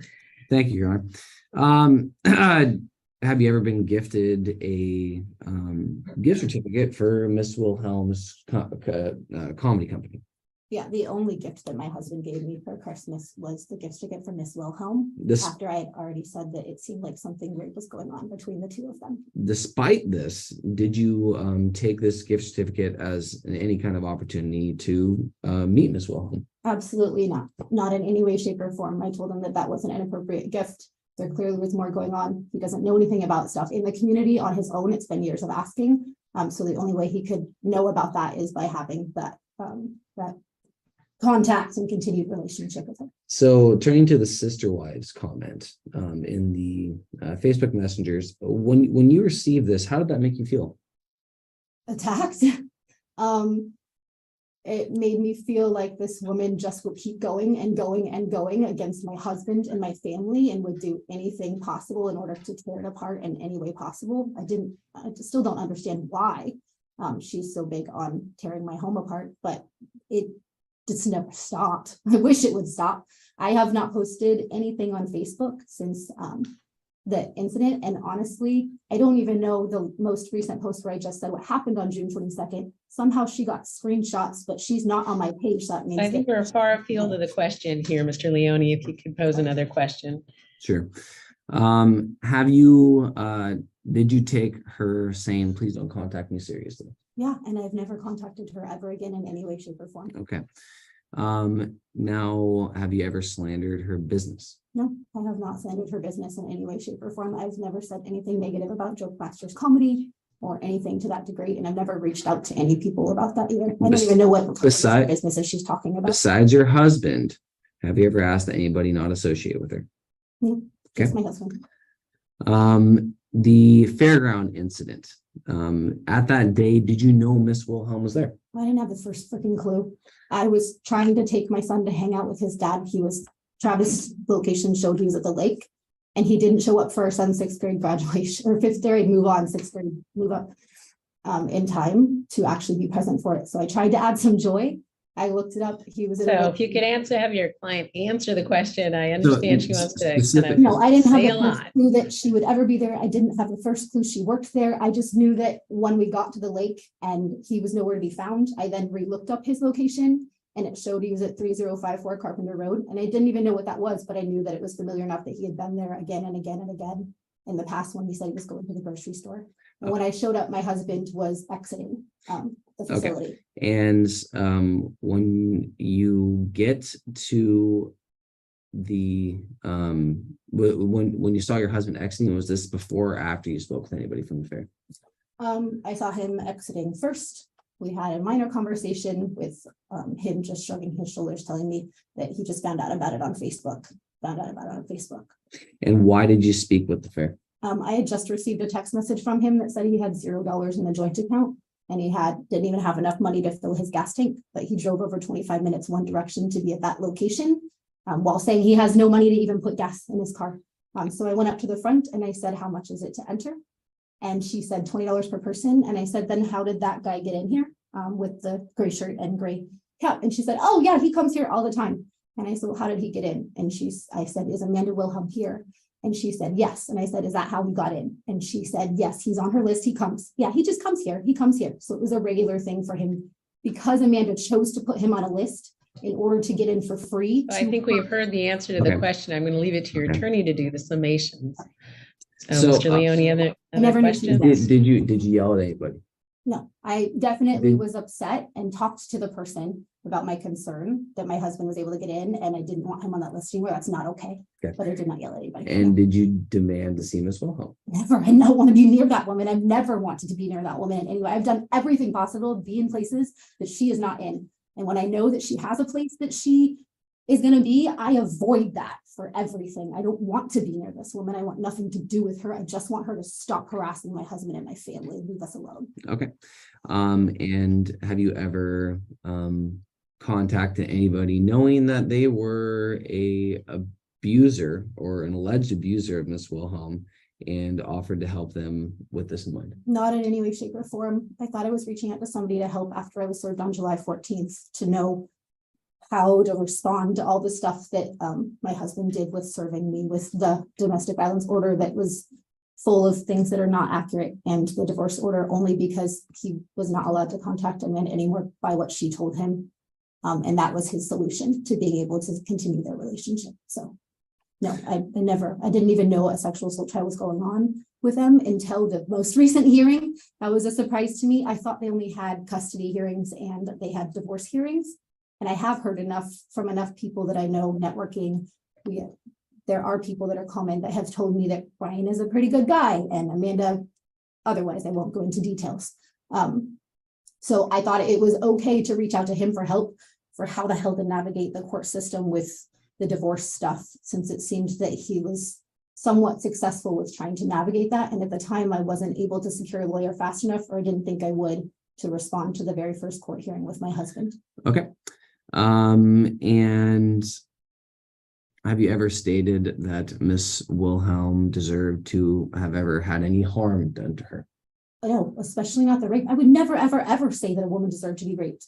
I've been sexually abused by my husband multiple times, which it shows in the DV thing. I've been a victim advocate. I'm not trying to be a victim advocate. I was a victim advocate for approximately a year, although not DV court, the Superior Court. I would never, ever wish somebody to be raped. I made a comment to my husband about karma in terms of other related. Why don't we move on to another question, help your client kind of stay on track there, Mr. Okay, Leone? and personally, do you have a fear of Miss Wilhelm? I absolutely have a fear of her. The number of things she's done and what she's doing with the court system to manipulate to come after me after she will not let up on the relationship with my husband, continuing it, having my child come to an 18+ show while I'm out of town. So again, Mr. Leone, this is a petition filed by Ms. Wilhelm against Ms. Smith. And so there isn't any cross petition, there is any of that nature. I understand that your client from the declaration, We can here, I always think argue. I've heard that through her declaration and her concerns. So any other questions of your client? No, nothing, Your Honor, but I will state my client can always argue for a realignment at the hearing. Okay, no, we'll continue. That's where you were headed with this as a realignment. Okay, and potentially, but and rather than ever have a restraining order, would you rather have things just be done between you and Miss Wilhelm, or even have a restraining order against her? I contacted this woman since February. I have not even had any Facebook presence at all whatsoever since June 23rd. I want nothing to do with her. I haven't posted about her. I don't want to be in the spaces with her. I just want to not affect my career and my career opportunities with a background check from this woman trying to do one more thing to tear my life apart by trying to make it hard for me to get employment and maintain employment with children and volunteer at my freaking kid's school. I just. Okay. And do you feel that any kind of restraining order here would impact that? I do. I feel like an anti-harassment order. She knows that I work with children, and I think that that's a lot of the intent of this in order to just cause one more bit of harm on myself and my home. And I need to be able to, in the divorce proceedings, I need to be able to seek employment where I can have the benefits and pay I need, but I can't do that if my background check will show up with things like this. Yeah. Okay. Nothing further, Your Honor. All right, any summation, Mr. Leone?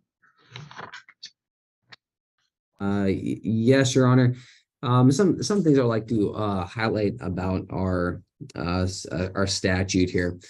When we look at a course of conduct, we're looking for an evidence of a continuity of purpose. Continuity of purpose, my client has, if anything, that this alleged course of conduct shows is my client just wanting to be left alone and have her family and her children to herself and to pursue her constitutionally protected interest in rearing her children and having an undisturbed family. Your Honor, the petitioner here has pulled my client in by making a very inflammatory statement to her online in that sister wives comment. And she did not attempt to do anything to diffuse the situation. She just hid behind the artfully stated, do not contact me, gave the actual notice, which 7105 looks for in its course of conduct inquiry. It was engaged in by her as well. It was invited any further contact, but really the contact stopped when she requested, and my client offered a very accurate and very telling instance of what happened at the fairgrounds. My client approached the ticket booth with the inquiry of how much did that guy pay to get in, when her husband had claimed he had no money and could not provide her family any support. Despite everything here, whether it be a inflammatory Facebook message, whether it be arriving at a ticket booth and learning that your husband is not supporting the children that he has a duty to support, my client remained calm throughout this entire proceeding. We're dealing here with a petitioner that has been flagged by a family court as misleading and gaslighting the court system there as recently as July. Objection, that was overturned. And there's And no. I'm just going to allow the argument, but I'm going to take it in consideration from what I've heard from all parties. And so go ahead, Mr. Leone. Here, in this case, she's misleading the court as to her actual fear of my client, and she has not suffered the actual emotional distress that is required under the law. This is all a coordinated kind of shotgun spray approach to trying to throw as much information as she can up for the court, and hopefully a civil protection order sticks against my client here. There has been no, this is not obviously a slander case. This is not interference with perspective advantage case. That's a totally different animal. 705 doesn't deal with that, but we have a petitioner here specifically complaining about a loss of economic opportunity on account of my client. She tells this court at our last hearing specifically, I would like to come back in a couple weeks when I can provide more proof of having sustained losses at the hands of the respondent, but nothing was filed because there were no losses. And as this court is well aware, as anybody is well aware, there's a myriad of other factors that could impact businesses. Nothing has been solely attributed to my client. Nothing can be shown to have been the result of any kind of course of conduct my client engaged in, because, well, there was no course of conduct and it wouldn't have caused that effect. Instead, we're here, instead of having this case resolved a couple weeks ago with redundant filings in the record. Your Honor, this is not unlawful harassment. My clients could be arguing for a realignment at this hearing. However, my client prefers this case just be done. The petitioner here has engaged in inviting contact against her, sending a process server to a children's gymnasium out onto the floor to harass my client in what amounted to lawfare. However, my client's not going there. She wants this to be done. Okay, and my client would like to point out that the the petitioner has also been in her home with her husband, though that's not particularly relevant here. Your Honor, my client asked that the court deny the petition. The instance on the fairgrounds would be we should be given the most weight in this case, but it's not what the petitioner proffered it to be. That was an instance of my client going there to find a husband who said he was going to go to an event for their child and wasn't there, and she just wanted to explore as to whether or not her husband was lying to her again about finances. There hasn't been contact in months, and this case is now stale at this point. And of course, this would have a tremendous negative impact against my client in her ability to advance her career, get a better job, and also volunteer with their children. And with that in mind, we ask that the petition be denied. And Ms. Wilhelm, any summation? I'm not hearing you. Is it working now? I had to mute it because my daughter was being a bit loud. I don't really know, but summation would just be like to recap, or anything else you'd like to say, a recap, a summation? I mean, Mr. Smith's actions are his own. My comedy shows are open to everybody to attend.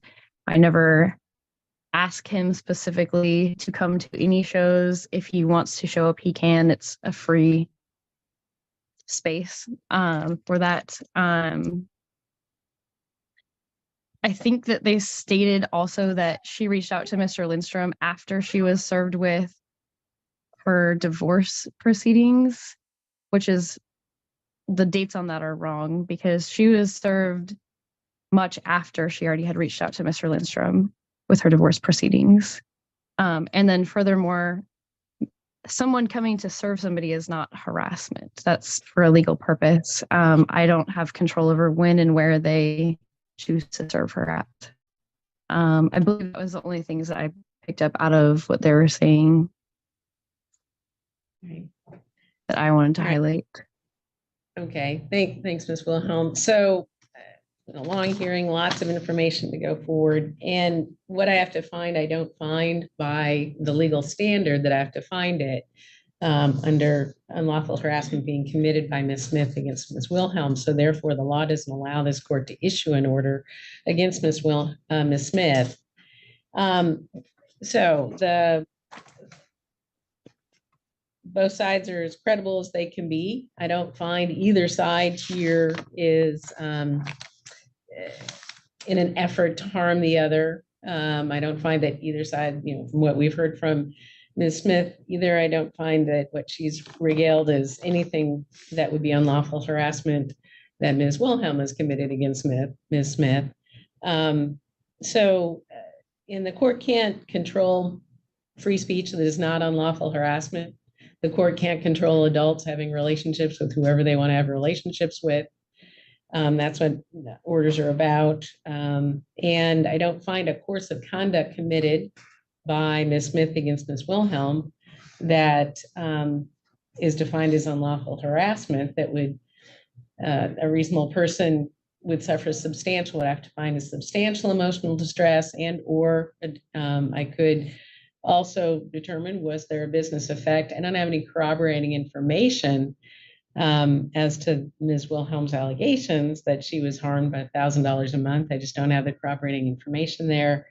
And so as to the Thurston County Superior Court case, I don't find her, the other party in that Superior Court case filing information on their own behalf, which included information from Ms. Smith to be directed by Ms. Smith and as a unlawful harassment of Ms. Wilhelm. And certainly, Ms. Wilhelm said it that exactly that, being served at your place of work. I'm not finding that that's an unlawful harassment by Ms. Wilhelm against Ms. Smith. So this has been instructive and helpful for the two of you. There hasn't been contact that's been corroborated since it looks like about April online. The leave me alone in February seemed to have worked.